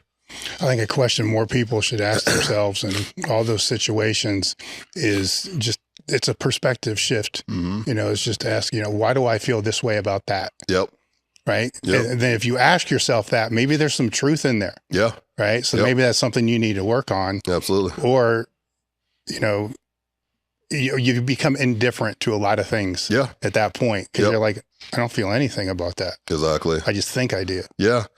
I think it's, I mean, because I think it's literally, I've said this before, if you plan on achieving a level of success, like just be ready for the things that come with it. And it doesn't even, and I'll say this as well too, if you plan on achieving a level of success and being on a platform with it, definitely be ready for that, because that's a whole nother thing as well too. Because then you have the world and you're kind of like a microscope based off of the fact. And, you know, and you also have a choice, obviously, what you decide to put out there. And personally speaking, you know, the way that I feel at this point in my life is like, I want to use my platform regardless to show people that, you know, no doubt about it. Of course, you can work your ass off. You can be, you know, skilled in a lot of different things in regards to the fact as far as, you know, but you also sometimes don't even have a plan of how it's going to happen or what you're doing or whatever the case is, because, you know, it's not always presented to you, or it's not always like structured out in regards to the way life is going to be or whatever the case is. And that's why I try to show and teach in regards to that, as far as it goes, to where it's like, man, I didn't have the prototype in regards to like, hey, I'm going to do this. I'm going to go to high school. I'm going to college. I'm going to get my degree. I'm going to do this. I'm going to do this and this, and know which way or form that what took place. So, but I had a certain type of mindset, and I had things that happened in my life that I could have went this way or I could have went that way. And, you know, I've been taught things, obviously, that have made me better. I've had to learn things sometimes the hard way. And obviously, when it came to all of that, it's allowed me to get to a place to where it's prepared me for a lot of different things that are taking place in my life right now. And, you know, so when I put things, you know, out there, and I've even said this to my parents, my business partner, my good friends, you know, for 2024, with what's taking place, I've said it to where it's just like how I feel when I'm going to hit, when I was going to hit 900 pounds last year. And that's the way I feel like when it comes to life right now. And the way that I've had when it comes to this mindset is the fact to where, one thing I've known about myself is I'm a very unselfish person. Like when I think about overall success, I think about obviously, you know, what I want to do for my parents. what I want to do for the people that have, helped me in a way in regards to lining me up mentally in regards to being this mentally strong person that I am to this day. I'm a person that, no doubt about it, will, where I was X amount of years ago, as far as it goes, I don't forget about those people that had some type of impact in my life, to make sure that they're honestly well taken care of in regards to, the type of success that comes from the things that I learned that allowed me to be who I am and going forward in my life as far as it goes. So when I say in regards to my mindset now, it's literally at a mindset to where I know for a fact, what is going to take place. And I speak that in regards to, I'm really big on the law of attraction in regards to as far as that goes. If I don't tell myself it's going to happen, it's not going to happen. If I think it's going to happen, then I'm second down to myself. But it's I'm confident as far as what's going to take place. And I'm certain in regards to when it does take place, the steps that I'm going to do when it comes to that as well too. And I've said this when it comes to the people that I talk to about this, to where it's if people are ever going to get tired of, hearing great things or seeing great things, whatever the case is, I've made it very clear, don't watch, because I'm going for a certain level of success. And I'm not talking about financially. I'm talking about in regards to what I want to do when it comes to life, for myself, for my loved ones, for my family, for a lot of different factors. And, and I said this on a post not so long ago, creating success is not about creating, I think everyone has their version of what success is. My success does not determine on what type of wealth is created. My success comes from a deeper place in regards to, when things have happened, when milestones are created, when achievements are made, it becomes emotional at times, because you think about the setbacks, you think about the things that have happened in life. The people can see a reflection of the great things that are happening, but it's man, it's just hidden PRs. It's you guys see this big PR, but it's I don't know the blood, sweat, and tears that have gone into each one of these practices, each one of these workouts. And when you finally do it, it is I don't know about you, but it's when I used to hit PRs, when I did it 900 pounds, when I got back to the room, I got emotional, because it's there's so much that goes into it. And that's how life is in general. It's not easy. I don't care what level of success that you're at. You reach one level of success and then you want to strive for more, but there's something in you that still causes you and makes you want to push for more and more. And once again, I keep saying that I'm not talking about wealth and I'm not talking about money. I'm talking about in regards to, there's a burning desire in some of us that makes us want to strive for more. And the motivation is usually something that's deep inside of us that makes us want to keep going when it comes to that. Were there any topics you wanted to cover that I didn't bring up? Oh, no, I think we hit right there on the money. It's been, it's been awesome, man. It's, I look forward to doing this again. It's, we could talk a lot about obviously life and things that are taking place, that have taken place, that are going forward. And this is just one of the many different things and conversations I can see us having from now and then in the future going forward for sure. Any final thoughts then? It's, we're in, what's the age? It's January, right? So yes, it's yeah. It all runs together, right? So, we're just at and I say we, because I like to use the word we, because I don't really see anything I do as I or me or anything like that. So I speak on we a lot, because anything around me revolves a team, regardless of what I'm doing. Anyone who's watching, or everyone who sees my platform as far as that goes, you're going to just see a lot of talk about forward momentum, about things that are taking place. I talk a lot in regards about what business is at, where business is going. Because what I was just saying earlier, it's just there's so much work that needs to be done, and there's so much that comes from it that a lot of people don't see, but that requires getting my ass up every single day and literally putting in the work day after day after day after day after day after day. And like I said, even when you reach a certain type of point, as far as when you hit a certain landmark, literally that's just when something else starts as well too. And you know this as yourself as a business owner, as an individual, whatever the case is. So it's like, you know, I'm happy about a lot of things that are taking place, and you know, I'm really looking forward to it, of course, too. You know, and I won't get all into the you know, the business side of things as far as it goes, of course. But you know, it's just very it's very it's just a certain chapter in my life right now to where I'm the momentum, you know, I just compare it to, like I said earlier, you know, how I was when I got injured from the chest tendon tear, when I said, I'm going to go pro this year. I'll show you guys. How it was when me and Josh Bryant started training together, and I said, and I looked at him straight in his eyes. I said, I'm going to hit 900 pounds. And that's how I am when it comes to life, and like right now, to where we are, to where we're going. And I speak to my parents about this. I speak to my family members about it. I speak to my business partners, my friends about it, as far as it goes, to where it's like the energy and the alignment as far as where things are. And I call it a level. The word I've been using a lot lately is when you are getting to that point in life to where you feel like things are evolving, and like evolving comes from, you know, the fact that as far as, you know, what's going on in regards to obviously how you see things are being lined up with the people, of course, individuals, family, business, personal, whatever the case is. It's just, and when you get to that point, it's like you realize you don't have any time for distractions.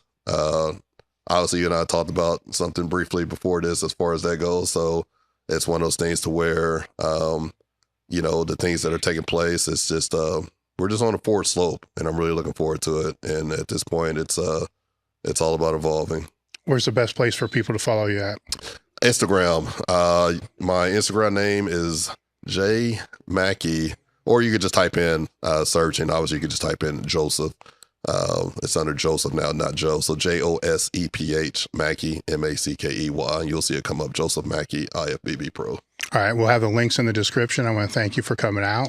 This has been great. Absolutely. And we're done. Absolutely. Thanks, Dave. I appreciate it. Thanks, brother.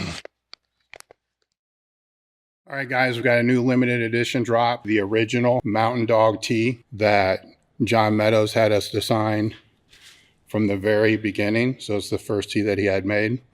Once again, this is a limited edition item, so when they're gone, they're gone. While I have your attention, you've seen me wear this one in a few podcasts to date. We've been holding back on it. This here, the 4-star tee, I think that's what we call it. It's on the website. New items, also under limited edition.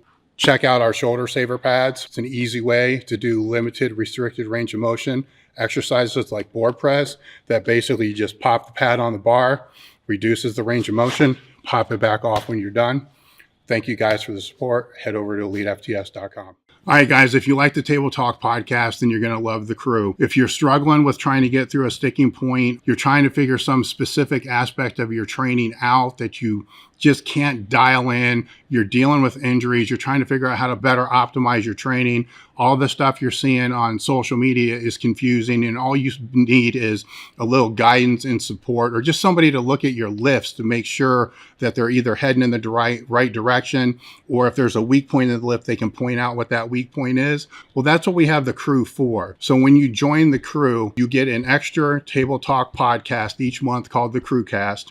You also get access to our Discord community, which has a training Q&A, form checks with top coaches, mindset section, nutrition, training logs, programs, over 30 ebooks, plus exclusive ebooks just for the crew, webinars, lectures, seminars, giveaways ranging from full strength equipment. We've given away many yoke bars this year. We've given away actually pieces of strength equipment as well as accessory items, and you get exclusive crew discounts.